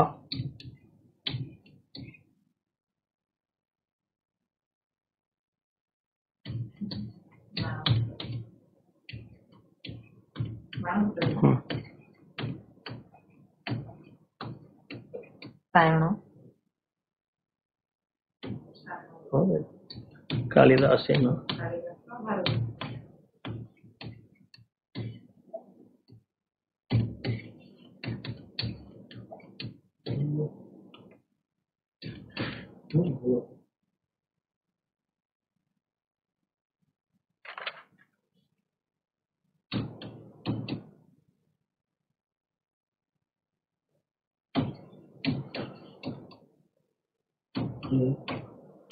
चारिटा ऑप्शन एठी अछि पंचतंत्रम केन विरचितम ताने पंचतंत्र कहा द्वारा लिखा जाइछि एठी तो प्रत्यंत पद जोगरे एठी अनुक्त कर्तरी तृतीया हिछि तो ऑप्शन चारटा दिया गला विष्णु शर्मा उत्तर ठीक अछि विष्णु शर्मा लिखि जंती तापरे द्वितीय हला ख तो बाणभट्टेन बाणभट्टଙ୍କ द्वारा लिखा जाइछि गो हला कालिदासेन घ हला पंडित विष्णु शर्मा देखो से विष्णु शर्मा ही लिखि जंती पंचतंत्र किंतु से जहाँ पचारती करेक्ट आम से लिखार अच्छी क्या द्वारा लिखा जाइए तेणु प्रश्न अच्छी किम शब्द तृतीय व्यक्ति एक वचन माने आम उत्तर से विशेष पद को दे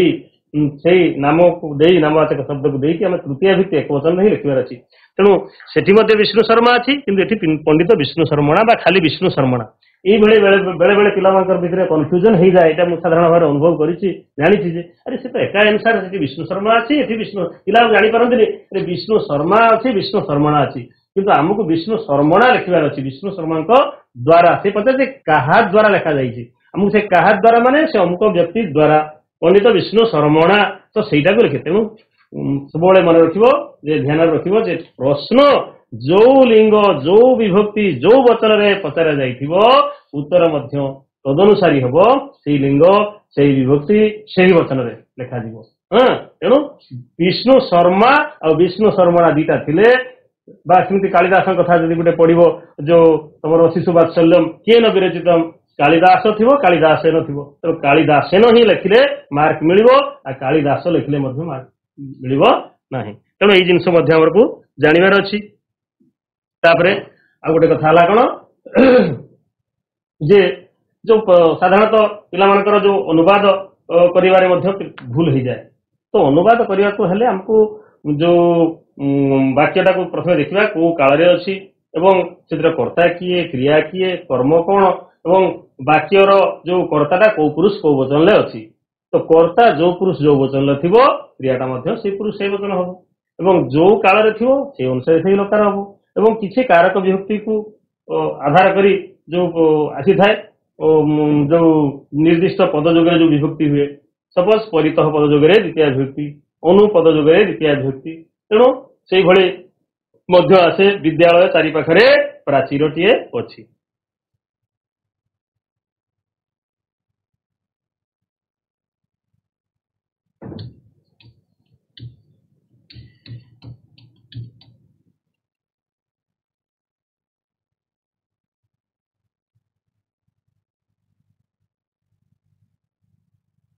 प्राचीर अच्छी पाचेरी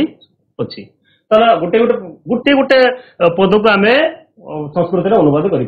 विद्यालय चारि पाखरे तो विद्यालय चारि पाखरे को कौन कह जाए संस्कृत रे ना परितः तो परितः पद जगह कौ विभक्ति ना द्वितीय विभक्ति ताले विद्यालयम परितः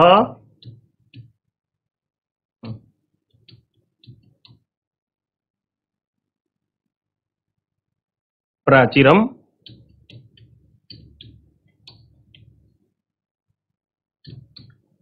अस्ति तो विद्यालय कहीं ना परितः पद जोगरे एठारे द्वितीय विभक्ति होइछि तो एटा को जदि आमे क्लियर जानि पारथिबा ताले आमे वाक्य गठन मध्ये से भଳି करि परिबा परितः लगेई जदि वाक्य गठन पई तमर आसीथिबो प्रश्न ताले विद्यालयम परितः प्राचीरम अस्ति सरोवरम परितः वृक्षाः सन्ति वा शोभन्ते तो अस्ति लिखि परिबा किंबा विद्यते मध्ये लिखि परिबा अच्छा क्रियापद नथाई कि जदि आमे बाय चांस भी लिखिदेले मार्क मिलिबो तो विद्यालय परितः प्राचीरम एतिक लिखिले मध्ये केही सेही जो 2 मार्क को केही काटि परिबे नाही सेटा मध्ये से हासिल करिवो ताले संस्कृत माने विषय रे सेतिकी टिके सुविधा अछि जहा कि गुटे कोठी भूल हेई गले मध्ये जदि गुटे क्रियापदटा आमे छाडी जाइछा मध्ये सेठी आमे मार्क पाई परिबा तापरे द्वितीय प्रश्न द्वितीय गुटे सैंपल आमे जानिले अनुवाद कि भले भाबरे आमे करिबा तेणु विशेष करी आउ जदि किछि धातुर आमे जानि नथिबा तार रूप ताहले आमे कोन करिबा ना क्रू धातु प्रयोग करि मध्ये ताकू करि परिबा सपोज शिशुटी सेजरे सोई अछि आमे सी धातु जानि नाहति तार प्रयोग किमति सेते रूप होउछि सी धातु आमे जानि नाहति आमे सेठी कोन करि परिबा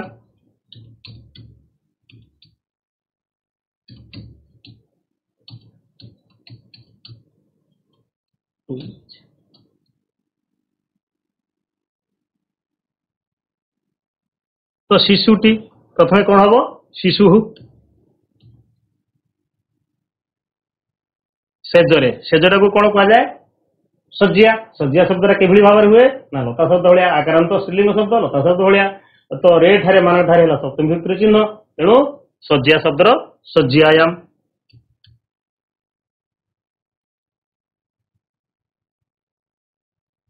सेते आमे कौन करि परिया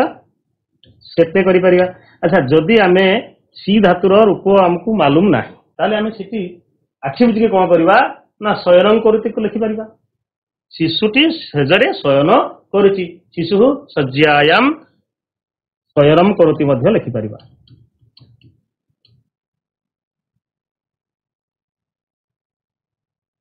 ताले जो धातुर रूप हमकु मालूम नथिबो सेठी आमे क्रू धातु प्रयोग करिकी आ लुट प्रत्यांत पद लगेकी आमे सेठी वाक्य टी लिखि परिबा शयन पठन अध्ययन जहाँ भी किसी आमे करि परिबा शयन करोति बा एको आउ कोन लेखा जाय परिबो शिशु सज्जाम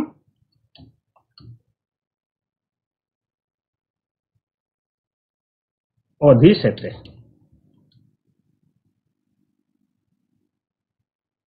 तो सी धातु पूर्व अधि उपसर्ग थिबारु एठी आधार जो अधिकरण सप्तमी स्थान रे कर्मणि द्वितीय हैला शिशु सज्जाम अधिसेते ए बळी भाबरे हमें जो वाक्य गुडा आसु आसीबो ताको अति सरल भाबरे सरल भाषा रे मध्ये ताको हमें लिखि परबा किछि असुविधा नाही किंतु हमको टिके देखिया पय पडियो कोन तमे माने कौन करियो ना प्रत्येक कारक विभक्ति को टिके भाग कर देबो सपोज विभक्तिर चिन्ह गुडा को टिके माइंड को आनिबो विभक्तिर चिन्ह हला कोन कर्ता हला ईटाए गुडिए गुडा को उडिया व्याकरण रे जहा अछि ताकू मध्ये माने दिमाग रे जदि हमें रखि देई परिबा ताले हम मध्ये अनुवाद करि परिबा ईटाए गुडिए गुडा को कर्म रे हला कोन कुंकु मानंकु से भली भाबरे जे करण हला रे द्वारा साहाय्य रे हैं आउ जोटा आमे माने आखिरे देखु आम माने पादरे चलुछु आउ चतुर्थी विभक्ति हला कोन पाई निमित्त अर्थ रे चतुर्थी विभक्ति पंचम विभक्ति रू ठारू मानक ठारू गछरू फलटी पडु अछि षष्ठी विभक्ति हला कोन रंकर मानकर सप्तम विभक्ति हला कोन रे ठारे मानक ठारे एको सब आमे गुटे टेबल बनै दबा तापरे आमे सब कारक विभक्ति गुटे गुटे मेन मेन पॉइंट गुडा सब लिखिदबा जे को जोगरे को विभक्ति होछि प्रथमा विभक्ति कर्तरी प्रथमा एवं अव्यय जोगरे प्रथमा एवं संबोधने प्रथमा तीनटा संबोधन रे प्रथमा विभक्ति होछि कर्ता ठारे प्रथमा विभक्ति अव्यय जोगरे कर्मकारक सेमती आसला कर्मकारक कौन हूँ ना कर्मणि द्वितीय कर्मकारक द्वितीय विभक्ति हूँ तार से आसो कौन बिना अनु उभयतः परितः अभितः ये सब पदयोगे कौन हूँ द्वितीय विभक्ति हूँ बिना पदयोगे द्वितीय तृतीय पंचमी होता है जावत निकषा आउ यही जो केतटा इंपोर्टाट पद सब रही तार अर्थ गोटे आम जाना जहाँकि वाक्य गठन आसी थाए जे निकषा माने निकटरे गृह निकषा सरोवर अस्ति जहाँ भी हो तो सेगुड़ाक जानिले आम वाक्य गठन करें आम जाना क्रिया विशेषण में द्वितीय विभक्ति हूँ मृग द्रुतम धावती सरला तृतीय विभक्ति सेमती रे ठारे मान ठारे आम सब जानिकी प्रयोग करवा साधारणतः आसी था हीनार्थे तृतीय आसी थाए एवं अंग विकार तृतीय जो अंगटा नष्ट हो नयनाध्याम बंध कर्णाध्याम बधिर इत्यादि सब आसे आउ प्रकृति आकृति स्वभाव ये पदयोगे सब तृतीय विभक्ति हुए आउ विशेषकर आसी थाए कौन सह साकम सार्धम समम ये पदयोगे सहित अर्थ तृतीय विभक्ति होता है से पद न थी तृतीय विभक्ति होता है सहार्थे तृतीय कहुए प्रयोजनवाचक पद तृतीय विभक्ति होता है हेतु अर्थवाचक गुणवाचक मान बोधक गुणवाचक शब्द तृतीय होता है पंचमी होता है जदि स्त्रीलिंग हो केवल तृतीय विभक्ति हम जदि स्त्रीलिंग न थी अन्य पुलिंग किंबा अन्य किसी होता है कौन हम तृतीय पंचमी हम यहाँ जे कि सह शोकेन रुदती शोका रुदती इत्यादि तो युड़ाक सब जानिले आमको अनुवाद करने कि आम कष्ट लगे ना आम वाक्य गठन ठीक भाव में करें जे तापरे आम से गुड़ाक सब भाग करदेवा एवं जो केतगुड़ा पद अच्छी निर्दिष्ट केतेक पद जोगरे निर्दिष्ट विभक्ति होता है बही पद जोगरे पंचमी विभक्ति जे निवेदनार्थे चतुर्थी तम जो साधारणतः बही भितर ही आसो से बही एक्सरसाइज आसो किंतु आमको से व्याकरण ताको आम बुझीबार अच्छी आउ संधि सेमती संधि की आम सब भाग करदे स्वर संधि व्यंजन संधि विसर्ग संधि और स्वर संधि केते प्रकार हूँ दीर्घ संधि गुण संधि ये भाग कर गोटे गोटे उदाहरण आम से दिमाग रखा एवं ताको नहीं आम बहिर जो एक्सरसाइज अच्छी प्रतिदिन प्रैक्टिस करवा टेस्ट पेपर जो सब यूनिट सब होती संभावित प्रश्न बा जो प्रश्न सब दि जाऊँगी संवाद पत्र आसूसी आम जदि बारंबार अभ्यास करवा ताले निश्चित भाव आमर आम अधिक रु अधिक मार्क आम हासिल कर धीरे धीरे आम जो गोटे अनुच्छेद गोटे यूनिट कर सारिकी आम मार्किंग करवा केतटा आमर भूल है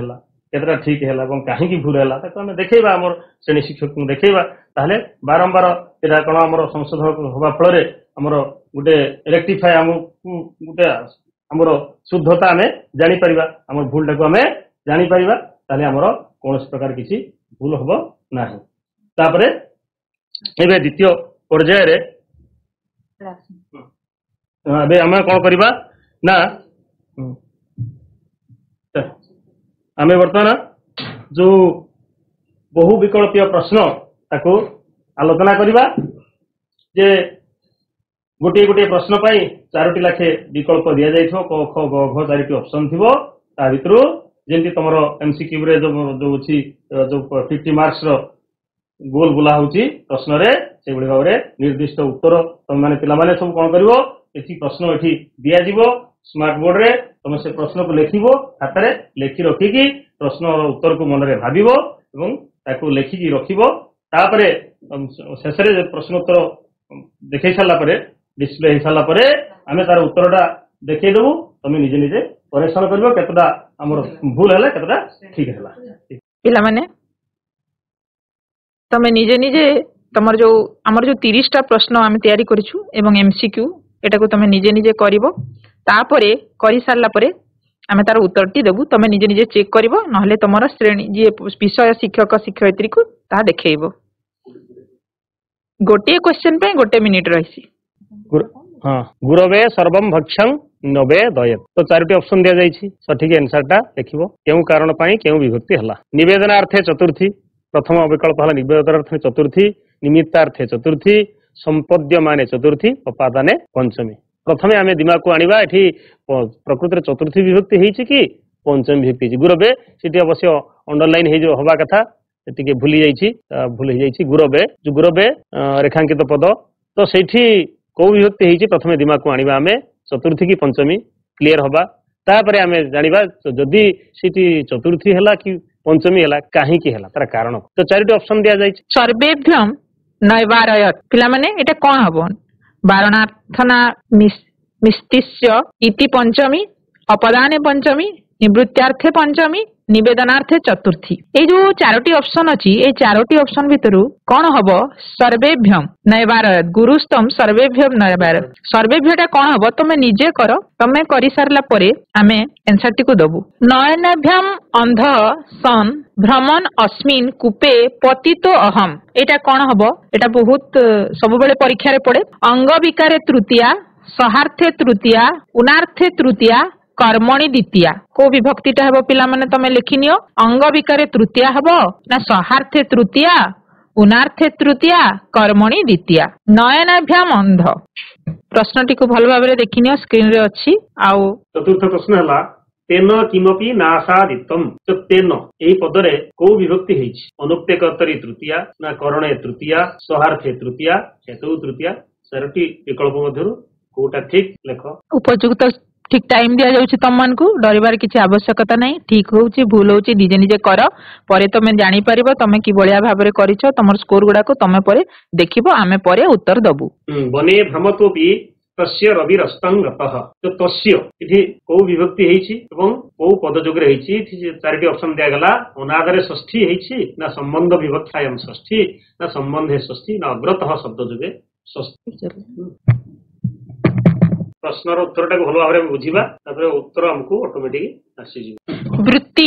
युक्त अपरोधम उपरोधम वृत्ति युक्त उपरोधम एटा को हमें संधि विच्छेद कले कौन हम वृत्त्युपर संधि कले वृत्त्युपरोधम वृत्त्युपरोधम वृत्त्युपरोधम वृत्त्यपरोधम ये जो चारोटी अच्छी ए चारोटी रु उपयुक्त जो उत्तरटी सेटा कौन हम ताकू जितेबाला संधि करबा आमे वृत्ति युक्त उपरोधम कौन हम वृत्त्युपरोधम वृत्त्युपरोधम वृत्त्युपरोधम वृत्त्युपरोधम लेखिनियो निजे तमर सप्तम नंबर प्रश्न होची भ्रमत युक्त अपि संधि कले कौन हम भ्रमता अपि भ्रमतो अपि भ्रमतोपि भ्रमत अपि जोटे संभाव्य उत्तर निजे करिनियो द्वावपि क दुब युक्त अपि ख द्वौ युक्त अपि ग द्वाव युक्त अपि ख द्वा युक्त चारोटी विकल्प मध्यरु सठिक विकल्पटी लेखि उत्तर निशायाः मुखम तस्मिन् समास प्रकरण आसीगला जे निशा एटा गोटे विग्रह वाक्य दिया जायछि निशायाः मुखम तस्मिन् तार समस्त पदटी कोन ए क निशा मुखौ ख निशा मुखे ग निशा मुखेन घ निशा मुख्य पिला माने टिके प्रश्न एटा टिके भूली जायछि गुरु भक्ति त्वया कोन हबो एटा गुरु क होछि गुरु भक्ते गुरु भक्त्या गुरु भक्तिम गुरु भक्ति ए चारोटी भितरु जोटी संभाव्य उत्तरटी तमे निजे लिखिनी हो गुरु भक्ति त्वया जो अछि एटा गुरु से जोटा टिके भूल हे जायछि गुरु भक्ति त्वया कटा तमरो गुरु भक्ते ख गुरु भक्तिम ग गुरु भक्त्या घ गुरु भक्ति दंपति जोटे समस्त पद दिया जायछि दंपति ना तार समास नाम आमे लिखिबा ओ समास एथि दंपति ए ताको आमे प्रथमे जानिया दंपति आमे काहाकू कहंती सेटा जदि आमे जानि बुझी परिबा ताले या को समास होईछि ताको ऑटोमेटिक आमे लिखि परिबा एवं एथि विग्रह वाक्यटा जदि आमे करिबा ताले विग्रह वाक्य कले आमे जानि परिबा जे को अर्थ रे को समास हुए ताले ए समासर नामकरण में अनायास लिखि परिबा जे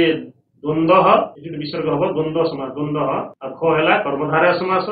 ग हैला द्विगु समास ह हैला बहुब्रीहि समास ना ए चारोटी भितरु क हैला द्वंद्व समास ख हैला कर्मधारय ग हैला द्विगु समास घ हैला बहुब्रीहि समास प्राण त्यागे त मध्य समस्त पद तो यार विग्रह वाक्य कोन होबो जे प्राण त्यागे क हैला प्राणस्य त्यागः तस्मिन् ख हैला प्राणानां त्यागः एके कमा रहइबो प्राणस्य त्यागः तस्मिन् प्राणानां त्यागः तस्मिन् किबा प्राणानां त्यागः ए जे चारोटी ऑप्शन दिया जायछि प्रथम याकू हम बुझिबा प्राण त्यागे कहले कोन कुआ जाउजे ताके हम जे उड़िया रे बुझी परिबा ताले हमें निश्चित भाबरे तार सठिक विग्रह वाक्य हमें चयन करि पारि विगता संज्ञा यस्याः ताम एटा वाक्य वा व्यास वाक्य विगता संज्ञा यस्याः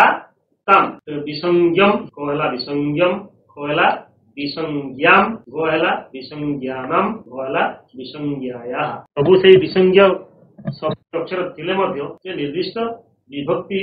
जोटा हैछि सेटा ही ठीक। एबे हमें प्रकृति प्रत्यय निर्णय करिबा। तमर 14 नंबर प्रश्न वृत्ति युक्त 3 कौन हबो क वृत ख वृत ग ब्रु घ वृत। उचित प्रकृति प्रत्ययटी को तमे सेही जो डेस्क पूरण दिया जाइछि छडा जाइछि सेठी लेख। भ्रमतः समान भ्रम युक्त डेश धातु टी अछि एवं ता पाखरे को प्रत्यय लागिले सठिक रूप हबो भ्रमतः। क हैला शत्रु ख हैला ल्युट प्रत्यय ग हैला अन्य घ हैला प्रत्यय। तो प्रथमे हमें हमर मन रे रखिबा जे को अर्थ रे को प्रत्यय लागुची सेटा जदि हमें जानि परिबा तार लिखि परिबा। अभिहितम एठी अभि गुटे उपसर्ग तापर गुटे धातु लागिवो एवं तापर तो प्रत्यय लागिछि धातुटी कोन हमें चयन करी एठी लिखिबा। अभिहितम समान अभि युक्त डेश युक्त तो हा धातु ख हैला धा धातु और गो हैला दा धातु घ मा धातु। 17 नंबर भोजनम डैश युक्त ल्युट क भुज ख होची भोज ग होची भुज घ भज को धातु लागिले भोजनम शब्दटी निष्पन्न हबो ल्युट प्रत्यय रे। ए चारोटी भितरु तमे जोटा ठीक उत्तर तमे निजे तम खाता रे लेख। अपसृत्य अप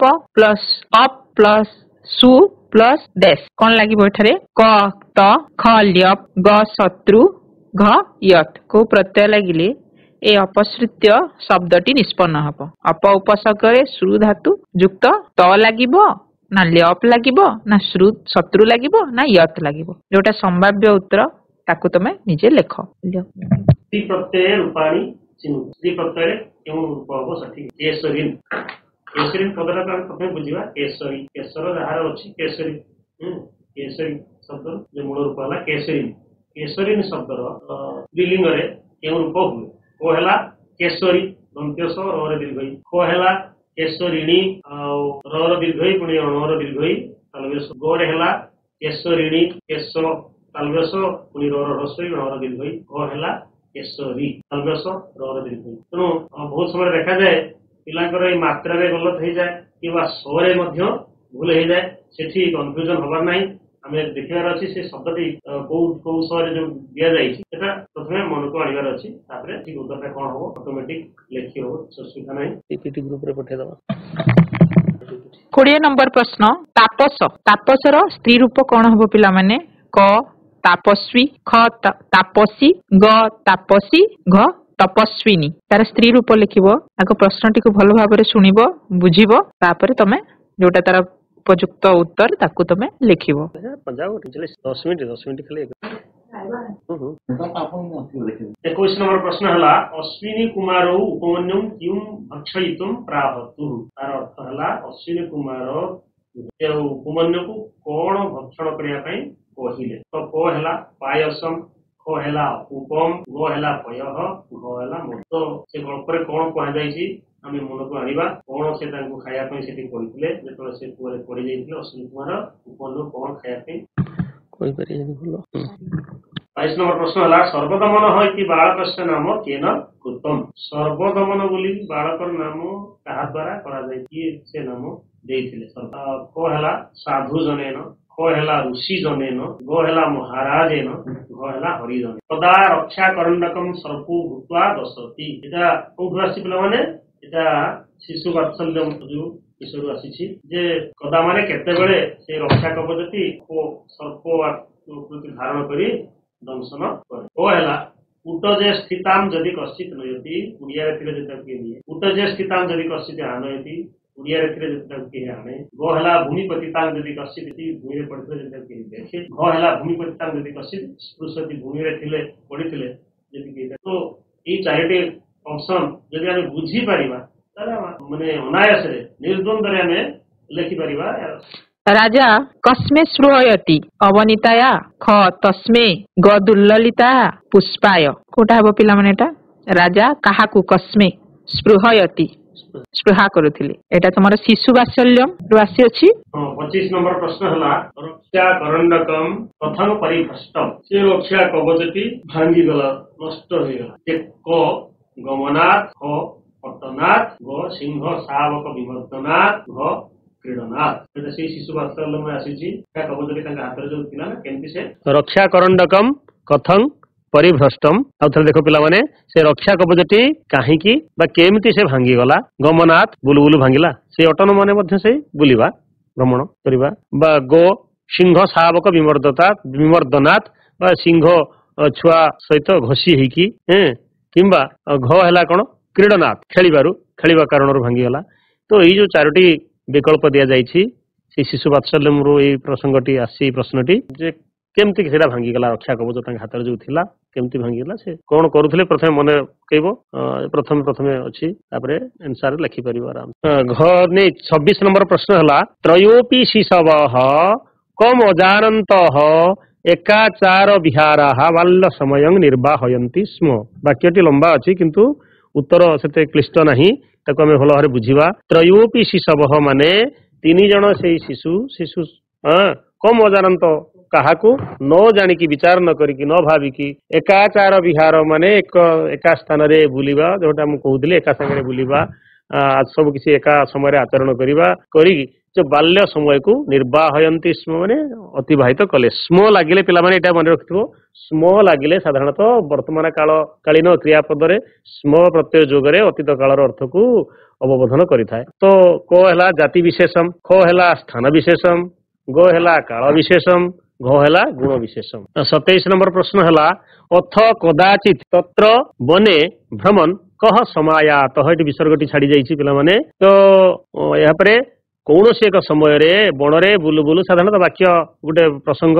आरंभ रू अथ शब्दटा मंगलवाचक शब्द प्रयोग करा कौन सी समय से बन रे बुलु बुलु कह समायात किए आसी यहाँ आसी कौन पिलाने ना सिंह श्रृगाल शिशु कथारू प्रश्नटी उद्धृत जे क है अश्व ख है गज गो है अरण्य गज घ है व्याघ्र 28 तावपि ज्येष्ठ बांधवस्य भंगात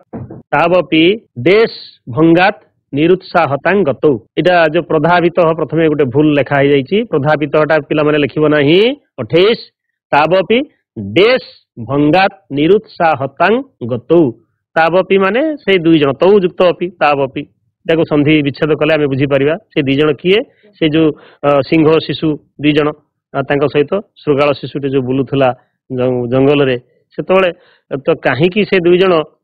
कहार भंगरु छत्र भंगरु से निरुत्साहित हो गले द्विवचन 2 जन हो गले ना से निरुत्साहित गतौ अच्छी प्रश्नटा को भल भाव बुझा उत्तर आमको ऑटोमेटिक आसीज मन को आसो जे कर हला मित्रस्य ख है भ्रातु भाईर गो है कनिष्ठ बांधवस्य सान भाई बंधुर कि घ है ज्येष्ठ बांधवस्य बड़ बंधुर तो सठिक उत्तरटी आम चयन करवा तावपि देश भंगात निरुत्साहतां गतौ निरुत्साहतां से तो गोटे हो जाइए भंगात युक्त निरुत्साहतां भंगान निरुत्साहतां गतो हब 29 नंबर प्रश्न है यहाँ शिशु वात्सल्यम आसी जो आर्य के रोचते मह्यम एस कीदृश मयूर ते आर्य के आर्य बोलिकी सम्मान सूचक गोटे संबोधन से करिसेंती आर्यपुत्र रोचते मह्यम एस रुच धातु जोगरे चतुर्थी व्यक्ति होइछि ये कीदृश मयूर कि भली मयूर मते भल लगुच बोली से कहिसेंती जे को भद्र मयूर ख है मृण मयूर माटीर मयूर किंवा ग है रम्य मयूर से सुंदर मयूर किंवा घ चारु मयूर तो सबु से मयूर किंतु तार जो एक्यूरेट आंसर कौन हम सेटा को आम लिखा अंतिम प्रश्न पिला माने ये वनवास काले कुत्र सुप्यते प्रश्नटी सीता वनगमनम आसी अच्छी जे वनवास काले कुत्र सुप्यते सुप धातु रही आत्मनेपदी रे वनवास समय रे केउठारे शयन करा जाए बस तार 4टी विकल्प दि जाइए एक है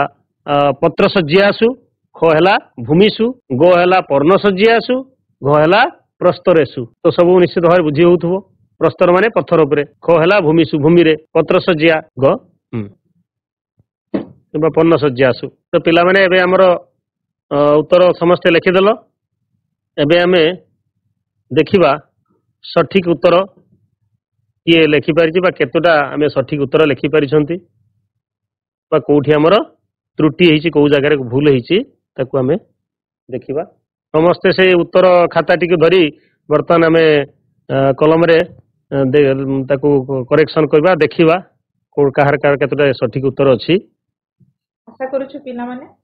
ତମକୁ ଯୋଉ 30ଟା MCQ ପ୍ରଶ୍ନ ଦିଆଯାଇଥିଲା ଯୋଉଟା କି ଫାର୍ଷ୍ଟ କ୍ୱାର୍ଟରର ଉପଯୋଗୀ ପ୍ରଶ୍ନ ଗୁଡାକ ତମେ ନିଶ୍ଚିତ ଭାବରେ କରିଥିବ। ଆଉ ଯଦି କିଛି ଭୁଲ ହେଇଯାଇଛି ତାହେଲେ ତମେ ଏଠୁ ଲେଖିନିଅ। ତମେ ଜାଣିପାରିବ କୋଉଟା ଠିକ ତମର କେତେଟା ଠିକ ହେଇଛି ତମେ ନିଜେ ଚେକ୍ କର। ତା ସହିତ ତମର ଯୋଉ ବିଷୟ ଶିକ୍ଷକ ଶିକ୍ଷୟିତ୍ରୀ ଅଛନ୍ତି ତାଙ୍କୁ ମଧ୍ୟ ତମେ ଏଇ ଖାତାଟିକୁ ଦେଖେଇବ। ଏଇଠାରେ ସ୍କ୍ରିନରେ ତମେ ଦେଖିପାରୁଥିବ 30ଟି ଯାକ ପ୍ରଶ୍ନର ଉତ୍ତର ଏଠି ଲେଖା ହୋଇଛି। ତମେ ନିଜେ ନିଜେ ନିଜ ଖାତାରୁ ତାକୁ ତମେ ଦେଖିନିଅ। ଏବେ ଆମେ ସବୁଗୁଡାକ ପିଲାମାନେ ନିଜେ ନିଜେ ସବୁ ଦେଖିଦିଅ କେତେଟା କାହାର ଠିକ ହେଇଛି ଆଉ କୋଉଠି କୋଉଠି ଭୁଲ ହେଇଛି। ତାପରେ ନିଜେ ନିଜେ ସେଇଟା ଆନାଲିସିସ୍ କରିବ ବା ଆମର ଶ୍ରେଣୀ ଶିକ୍ଷକ ବା ବିଷୟ ଶିକ୍ଷକଙ୍କୁ ଆମେ ପଚାରିକି ବୁଝିବ ଯେ କୋଉଠି ଆମର ଭୁଲ ହେଲା ଏବଂ ତାର କାରଣ କାହିଁକି, କୋଉଠି ସେ କାରକ ବିଭକ୍ତିଗତ ତ୍ରୁଟି ହେଲା, ସକାରଣ ବିଭକ୍ତି ନିର୍ଣ୍ଣୟ ହଉ ବା ସମାସରେ ବିଗ୍ରହ ବାକ୍ୟ ଜାଗାରେ ଆମର ଭୁଲ ହେଲା କି ସମସ୍ତ ପଦ ଆମେ ଠିକ ଭାବରେ ଲେଖିପାରିଲେ ନାହିଁ, ତାର ଶୁଦ୍ଧ ରୂପଟା ଲେଖିପାରିଲେ ନାହିଁ ବା ସ୍ତ୍ରୀ ପ୍ରତ୍ୟୟର ସଠିକ ରୂପଟା ଆମେ ଲେଖିପାରିଲେ ନାହିଁ ବା ପ୍ରକୃତି ପ୍ରତ୍ୟୟ ଯୋଉ କୋଉ ଧାତୁରୁ କୋଉ ପ୍ରତ୍ୟୟ ହେଲେ କିଭଳି ରୂପ ହୁଏ ତ ସେଇଟା ଆମର ଠିକ ଭାବରେ ଆମେ ତାକୁ ବୁଝି ନାହାନ୍ତି। ତ ଏଇ ଯୋଉ ଜିନିଷ ଗୁଡାକ ଆମେ ଯଦି ସାର୍ଙ୍କ ସହିତ ଆମେ ଡିସ୍କସନ କରିବା କିମ୍ବା ଯଦି ଆଉ କିଛି ସନ୍ଦେହ ରହେ ଆମମାନଙ୍କୁ ତମେ ଏ ଦୂରଭାଷ ସଂକେତ ମାଧ୍ୟମରେ ମଧ୍ୟ କିଛି ପଚାରି ପାରିବ। ଆମେ ଆଜି ଆଶା କରୁଛୁ ଆଜି ଯୋଉ ଗୋଟେ ଭିନ୍ନ ଶୈଳୀରେ ଆଜି ଯୋଉ କକ୍ଷା ସଞ୍ଚାଳନ କରାଗଲା ଯୋଉ ଯାହାକି ପ୍ରଥମେ ଆମେ 2ଟି ଅନୁଚ୍ଛେଦ ନେଇଥିଲୁ ଏବଂ ଗୋଟିଏ ଗଦ୍ୟ ବିଭାଗରୁ ଟିଏ ପଦ୍ୟ ବିଭାଗରୁ ସୀତାହ୍ୟା ବନଗମନ ଅତି ବହୁତ ବଡ଼ ପ୍ରସଙ୍ଗ ଥିଲା। ଯାହା ବି ହଉ ସ୍ୱଳ୍ପ ସମୟ ମଧ୍ୟରେ ସବୁ ଗୁଡ଼ାକ କିଛି କିଛି ଚୁମ୍ବକ ଭାବରେ ଆଜି ଏଠାରେ ଆମେ ଆଲୋଚନା କଲୁ ଏବଂ ତା ଭିତରେ ବ୍ୟାକରଣରେ ଅନେକ ଜିନିଷ ବି ଆସିଲା ଯେ ସକାରଣ ବିଭକ୍ତି ନିର୍ଣ୍ଣୟ ଆଉ ଆମର ପ୍ରକୃତି ପ୍ରତ୍ୟୟ ସନ୍ଧି ସନ୍ଧି ବିଚ୍ଛେଦ ଏଇ ସନ୍ଧିରେ ଅନେକ ଜାଗାରେ ପିଲାଙ୍କର ଭୁଲ ହେଇଯାଏ। ଆମେ ଜାଣିଛୁ ଗୋଟେ ସପୋଜ ଥିବ ମହିନ୍ଦ୍ର ତ ମହିନ୍ଦ୍ରର 4ଟି ବିକଳ୍ପ ଦେଇଥିବ। ଗୋଟେ ଥିବ ମହି ହର ହ୍ରସ୍ୱଇ ଇନ୍ଦ୍ର ଓ ଇନ୍ଦ୍ର ଦୀର୍ଘଇ, ଆଉ ଗୋଟେ ଥିବ ହର ଦୀର୍ଘଇ ଇନ୍ଦ୍ର ହ୍ରସ୍ୱଇ, ଆଉ ଗୋଟେ ଥିବ ମହାଯୁକ୍ତ ଇନ୍ଦ୍ର। ତ ମହିନ୍ଦ୍ର ଆମେ ଜାଣିଥିବା ମହି ଯୁକ୍ତ ଇନ୍ଦ୍ର, କିନ୍ତୁ ଯଦି ପିଲାମାନେ ଆମେ କନଫର୍ମ ନ ହେଇଥିବା ଯେ ମହି ପଦଟା ସବୁବେଳେ ଦୀର୍ଘଇ ଆଉ ଇନ୍ଦ୍ରଟା ସବୁବେଳେ ହର୍ଷଇ, ଯଦି ଆମେ ସେଇଟା ଠିକ ଭାବରେ ନ ଜାଣିଥିବା ତାହେଲେ ନିଶ୍ଚିତ ଭାବରେ ଭୁଲ ହେଇଯିବ। ମହି ଆମେ ସେଇ ମହିନ୍ଦ୍ର ଲେଖିଥିବା ମହିଯୁକ୍ତ ଇନ୍ଦ୍ର, କିନ୍ତୁ ଆମେ ମୋର ହ୍ରସ୍ୱଇ ମହି ଆଉ ଇନ୍ଦ୍ର ଦୀର୍ଘଇ ବା ଇନ୍ଦ୍ର ହ୍ରସ୍ୱଇ ଲେଖିଲେ ବି ସେ ଭୁଲ। ଏବଂ ଗୋଟିଏ ଗୋଟେ ହଳନ୍ତ ପାଇଁ ମଧ୍ୟ ଭୁଲ ହେଇଯାଏ, ଗୋଟେ ଗୋଟେ ସ ପାଇଁ ମଧ୍ୟ ଭୁଲ ହେଇଯାଏ ଯୋଉଟା କି ନିଶାୟାହା ମୁଖମ୍ ତସ୍ମିନ୍। ଆଉ ସମାସ କେମିତି ପିଲାମାନେ ଜାଣିବ ତାର ଟେକ୍ନିକ ମଧ୍ୟ ରହିଛି ଯେ ଶେଷରେ ଯୋଉ ଆମେ ନିଶାୟାହା ମୁଖମ୍ ତସ୍ମିନ୍ ଯୋଉ ଆମେ ଏଟା ହଉଛି ଷଷ୍ଠୀ ତତ୍ପୁରୁଷ ସମାସ ଯେ ବିଭକ୍ତି ସମାସ ଯେ ଶେଷରେ ଯୋଉ ତତ୍ଶବ୍ଦର ଯୋଉ ରୂପଟା ଦିଆଯାଇଥିବ ତ ସେଇଠି ସମସ୍ତ ପଦରେ ସେହି ରୂପ ହିଁ କରାଯିବ। ଯେ ନିଶା ମୁଖେ ନିଶାୟାହା ମୁଖମ୍ ତସ୍ମିନ୍ ବା ବିଦ୍ୟାଳୟେ ବିଦ୍ୟାୟାହା ଆଳୟଃ ତସ୍ମିନ୍। ପ୍ରଥମେ ଆମେ ବିଦ୍ୟାୟାହା ଆଳୟକୁ ଆମେ ସିଦ୍ଧ କରିଦେଲେ ବିଦ୍ୟାର ଆଳୟରେ, ଯଦି ବିଦ୍ୟାଳୟରେ ଅଛି ରେ ଠାରେ ମାନଙ୍କ ଠାରେ ସପ୍ତମୀ ବିଭକ୍ତିର ଚିହ୍ନ, ତେଣୁ ଏଠି ବିଦ୍ୟାୟାହା ଆଳୟଃ ତସ୍ମିନ୍ ବା ନିଶାୟାହା ମୁଖମ୍ ତସ୍ମିନ୍ ଅଛି ମାନେ ନିଶା ମୁଖରେ ସେ ରାତିରେ, ତାହେଲେ ଆମେ ସେଇ ସପ୍ତମୀ ବିଭକ୍ତି ଅନ୍ତ ପଦଟା ନିଶା ମୁଖ ଶବ୍ଦର ସପ୍ତମୀ ବିଭକ୍ତି ପଦ ନିଶା ମୁଖ ନ ନେଇକି ଆମେ ସେଠି ନିଶା ମୁଖେ ବୋଲି ଲେଖିବା। ତେଣୁ ଆମେ ଯଦି ସେଗୁଡାକ ଜାଣିପାରିବା ଠିକ ଭାବରେ ତାହେଲେ ଆଜି ଆମେ ଆଶା କରୁଛୁ ଯୋଉ ପର୍ଯ୍ୟାୟକ୍ରମରେ ଯାହା କିଛି ଆଜି ଆଲୋଚନା କରାଗଲା ସମାସର ଯୋଉ ଏକପଦୀକରଣ କହିଲେ ସ୍ତ୍ରୀ ପ୍ରତ୍ୟୟରୁ ମଧ୍ୟ ଏକପଦୀକରଣ ଆସିପାରିବ। ଅଗ୍ନେହେ ଜାୟା ଲେଖିପାରିବ ଅଗ୍ନାଇ, ତ ସେଇଭଳି ସମାସରେ ମଧ୍ୟ ଏକପଦୀକରଣ, ପ୍ରକୃତି ପ୍ରତ୍ୟୟରେ ମଧ୍ୟ ଏକପଦୀକରଣ, ତ କରୁତିୟା କୁର୍ବନ୍ତି, ତ ଏଇଭଳି ଭାବରେ ସବୁ ରହିଛି। ସେ ଏକପଦୀକରଣ ମାଧ୍ୟମରେ ଆସିଯାଏ ସମାସ ଆସିବ, କାରକ ଆମର ପ୍ରକୃତି ପ୍ରତ୍ୟୟ ରୂପ ମଧ୍ୟ ଆସିବ, ସ୍ତ୍ରୀ ପ୍ରତ୍ୟୟ ମଧ୍ୟ ଆସିବ। ତ ତାପରେ ଆମେ ଯୋଉ କିଛି ପ୍ରଶ୍ନ ମଧ୍ୟ ଆଲୋଚନା କଲେ ବହୁ ବିକଳ୍ପୀୟ ପ୍ରଶ୍ନ, ତେଣୁ ଆମେ ଆଜି ନିଶ୍ଚିତ ଭାବରେ ଦୃଢ଼ ଆଶା ମନରେ ପୋଷଣ କରିଛୁ ସମସ୍ତଙ୍କ ପାଇଁ ଏଇ କକ୍ଷାଟି ନିଶ୍ଚିତ ଭାବରେ ଯେ ସୁଖବୋଧ୍ୟ ହେଇଥିବ। ଆଉ ଯାହା କିଛି କ୍ଲିଷ୍ଟତା ଅନୁଭବ କରିଥିବ, ଯଦି କିଛି କଠିନ ସ୍ଥଳ ଥାଏ ତା ଭିତରେ ଯଦି କିଛି ଅବୋଧ୍ୟ ଥାଏ ନିଶ୍ଚିତ ଭାବରେ ଯୋଉ ବିଷୟଗତ ଶିକ୍ଷକଙ୍କ ଠାରୁ ପଚାରିକି ତା ସେ ସନ୍ଦେହକୁ ମୋଚନ କରିପାରିବ ଏବଂ ବାରମ୍ବାର ଅଭ୍ୟାସ କରିବା ଦ୍ୱାରା ନିଶ୍ଚିତ ଭାବରେ ଆମେ ଏଇ ଯୋଉ ସଂସ୍କୃତ ବିଷୟରେ ଅଧିକ ମାର୍କ ରଖିପାରିବା। ସଂସ୍କୃତର ପ୍ରଶ୍ନକୁ ଆମେ ପ୍ରଥମେ ଭଲ ଭାବରେ ବୁଝିବା ଏବଂ ତାର ଯୋଉ ଗଳ୍ପ ବା ସେ ଯୋଉ ସେ ପଦ୍ୟ ହଉ କିମ୍ବା ଗଦ୍ୟ ହଉ ତାର ଜିଷ୍ଟ ତାର ସାରାଂଶ ତାର ଭାବଟାକୁ ଆମେ ମନ ଭିତରେ ଆଣିବା କଣ ସେ ପ୍ରକୃତରେ କହୁଛି। କାହିଁକି ଆମକୁ ତ ବିଷୟଟା ହିଁ ଓଡ଼ିଆରେ ହିଁ ଲେଖିବାର ଅଛି, ଓଡ଼ିଆ ଭାଷାରେ ଲେଖିବା, ଓଡ଼ିଆ ଅକ୍ଷରରେ ଲେଖିବା, ତାହେଲେ ଅସୁବିଧା କୋଉଠି? କାହିଁକି ସଂସ୍କୃତରେ ଆମେ କମ ମାର୍କ ରଖିବା? ଆମେ ନିଶ୍ଚିତ ଭାବରେ ଚ୍ୟାଲେଞ୍ଜ କରିପାରିବା। ଆମେ ସଂସ୍କୃତ ରଖିଥିବା ଛାତ୍ରମାନେ ନିଶ୍ଚିତ ଆମେ ଦୃଢ଼ କଣ୍ଠରେ ମୁକ୍ତ କଣ୍ଠରେ ଆମେ କହିପାରିବା ନା ଆମେ ମାନେ 100 ପର୍ଯ୍ୟନ୍ତ ମଧ୍ୟ ଆମେ ଅଙ୍କ ହାସଲ କରିପାରିବୁ ଯଦି ଆମେ ଟିକେ ଚେଷ୍ଟା କରିବୁ ଏବଂ ତାକୁ ମନ ଦେଇକି ପଢ଼ିବୁ। ଯାହା ବି ହଉ ଏଇ 2025ର ଯୋଉ ନବବର୍ଷ ସମସ୍ତଙ୍କ ପାଇଁ ଶୁଭପ୍ରଦ ହଉ, ମଙ୍ଗଳମୟ ହଉ ଏବଂ ଆମେ ସେଇ କରୁଣା ବରୁଣାଳୟ ପ୍ରଭୁ ଅନାଥନାଥ ଜଗନ୍ନାଥଙ୍କର ଚରଣରେ ମୁଁ ଭକ୍ତି ନିବେଦନ କରୁଛି ଯେ ସମସ୍ତ ବିଦ୍ୟାର୍ଥୀମାନେ ଆମର ବିଶେଷ କରି ଓଡ଼ିଶାରେ ମଧ୍ୟ ହଉ ଆଉ ସୁନ୍ଦରଗଡ଼ ଜିଲ୍ଲାରେ ସମସ୍ତ ଯୋଉ ପରୀକ୍ଷାର୍ଥୀ 10ମ ଶ୍ରେଣୀର ପରୀକ୍ଷାର୍ଥୀ ମାନେ ଅଧିକ ମାତ୍ରାରେ ସଫଳତା ହାସଲ କରନ୍ତୁ ଏବଂ ଅଧିକ ଅଙ୍କ ଭଲ ଗ୍ରେଡରେ A1 ଅଧିକ ପରିମାଣରେ ଆମର ହଉ। ସେଥିପାଇଁ ଯୋଉ ଆମେ ଆଉ ଟିକେ ଟିକେ ଚେଷ୍ଟା କରି ପ୍ରତିଦିନ ଆମେ ପଢ଼ିବାରେ କେମିତି ମନୋଯୋଗ ଦେବା ଆଉ କୌଣସି କଥାରେ ଆମେ ମନୋନିବେଶନ କରିକି ଆମେ ପାଠ ପଢ଼ାକୁ ଭଲ ଭାବରେ ଆମେ ମନ ଦେବା। ଆଉ ଥରେ ସମସ୍ତଙ୍କୁ ଆମେ ଅନ୍ତରସ ଧନ୍ୟବାଦ ଜଣାଇ ରହୁଛୁ। ବନଗମନରୁ ହେଇଗଲା, ଗଦ୍ୟରୁ ପଦ୍ୟରୁ ଯୋଉ ଆସୁଛି ତାକୁ ମଧ୍ୟ ଆମେ ବହୁତ ସୁନ୍ଦର ଭାବରେ ଲେଖିବା। ମୁଁ ଦେଖେ ଆମେ ଯେତେବେଳେ ଖାତା ଦେଖି ଯାଉଛୁ ଦେଖୁଛୁ ପିଲା ଗୁଡାକ କଣ କରୁଛନ୍ତି ନା 50 ଯୋଉ ଅବଜେକ୍ଟିଭ ଆସୁଛି ତାକୁ ତ ଟିକ୍ ମାରିବା, ସେଟା ଅପସନ ଲେଖିବା ସେଟା ଇଜି ସେମାନେ କରିଦଉଛନ୍ତି ଯେଣୁ ତେଣୁ ପ୍ରକାରେ, କିନ୍ତୁ ଯୋଉ ସବଜେକ୍ଟିଭ ପର୍ସନଟା ରହିଯାଉଛି ସେଇଟା ପିଲାମାନେ ଠିକ ଭାବରେ ଲେଖୁନାହାନ୍ତି। ତେଣୁ ମୁଁ ଆଶା କରୁଛି ଯେ ଏଇ ଯୋଉ ସୁନ୍ଦରଗଡ଼ର ଯୋଉ ଆମର ଏଇ ଜିଲ୍ଲା ଶିକ୍ଷା ଅଧିକାରୀଙ୍କର ଆମର ଯୋଉ ଭର୍ଚୁଆଲ କ୍ଲାସ ସଂସ୍କୃତ ହିନ୍ଦୀ ଅନ୍ୟ ସବୁ ସବଜେକ୍ଟରେ ଯୋଉ ଆମର MCQ ପ୍ୟାଟର୍ନର ଯୋଉ ଚାଲିଛି, ଯୋଉ ଭଳିଆ ଭାବରେ ଗୋଟେ ପ୍ରୟାସ ଚାଲିଛି ପିଲାମାନେ ଯେମିତି ପ୍ରଶ୍ନ ସହିତ ସଂଶ୍ଳିଷ୍ଟ ହେବା ସହିତ ଉତ୍ତର କେମିତି ଲେଖିବେ ତାହା ମଧ୍ୟ ଜାଣିପାରିବେ, ଏଇଟା ଗୋଟେ ନିଶ୍ଚିତ ଭାବରେ ଗୋଟେ ଭଲ ପ୍ରୟାସ ଯାହା ଦ୍ୱାରା ଆମର ଏଇ ଅଞ୍ଚଳର ସୁନ୍ଦରଗଡ଼ ଜିଲ୍ଲାର ଛାତ୍ରଛାତ୍ରୀ ମାନଙ୍କର ଉନ୍ନତି ହେଇପାରିବ। ଏବଂ ଆମେ ବେଳେ ବେଳେ ଦେଖୁ ସଂସ୍କୃତ ବିଷୟରେ ପିଲାମାନେ କଣ କରନ୍ତି ନା ସେମାନେ ସବଜେକ୍ଟିଭ ଟାକୁ ମାନେ ବହୁତ କମ ଲେଖିଥାନ୍ତି, ତେଣୁ ତାକୁ ପୁଙ୍ଖାନୁପୁଙ୍ଖ ଭାବରେ ଲେଖିବାର ଅଛି। ଯେମିତି ସୀତାୟା ବନଗମନ ବିଷୟ ହେଲା ପ୍ରତିଟି ଶ୍ଲୋକକୁ ଆମକୁ ପଢିବାର ଅଛି ଏବଂ ପ୍ରତ୍ୟେକଟି ଶ୍ଲୋକରେ ଆମର ଉତ୍ତର ରହିଛି। ତେଣୁ ଆମେ ଭଲ ଭାବରେ ପଢିବା, ଆମେ ଏଥର ଭଲ ରେଜଲ୍ଟ କରିବା ଆଉ ଆମର ଯୋଉ ଚାଲିଛି ଯୋଉ ଭଳିଆ ଏ ଯୋଉ ପ୍ରୟାସ ଚାଲିଛି ଏଟା ନିଶ୍ଚିତ ଭାବରେ ଗୋଟେ ସ୍ୱାଗତ ଯୋଗ୍ୟ। ଏ ନୂତନ ବର୍ଷରେ ଗୋଟେ ନୂତନ ପ୍ରୟାସ ଏଟା, ଆଉ ସେଇଥିପାଇଁ ସମସ୍ତ ଶିକ୍ଷକ ଶିକ୍ଷୟିତ୍ରୀ ଏବଂ ଛାତ୍ରଛାତ୍ରୀ ମାନଙ୍କୁ ମଧ୍ୟ ଧନ୍ୟବାଦ ଯୋଉମାନେ କି ଏଇଟାକୁ ମାନେ ସହଯୋଗ କରୁଛନ୍ତି ଆଉ ଆମକୁ ମାନେ ଏଇ ବିଷୟଟାକୁ ସଂସ୍କୃତ ବିଷୟ ଏଟା ଆମର MCQ ଯୋଉ ଆମର ଚାଲିଛି ଯୋଉ 30 ଗୋଟି ପ୍ରଶ୍ନ ଏଥିରେ ଆମର ଫାର୍ଷ୍ଟ କ୍ୱାର୍ଟରରେ ଯାହା ସବୁ ଅଛି ଆମେ ସେଇ ସବୁ ପ୍ରଶ୍ନ ଗୁଡିକୁ ନେଇଥିଲୁ ଆଉ ଆଶା କରୁଛି ପିଲାମାନେ ଭଲ କରିଥିବେ। ଧନ୍ୟବାଦ।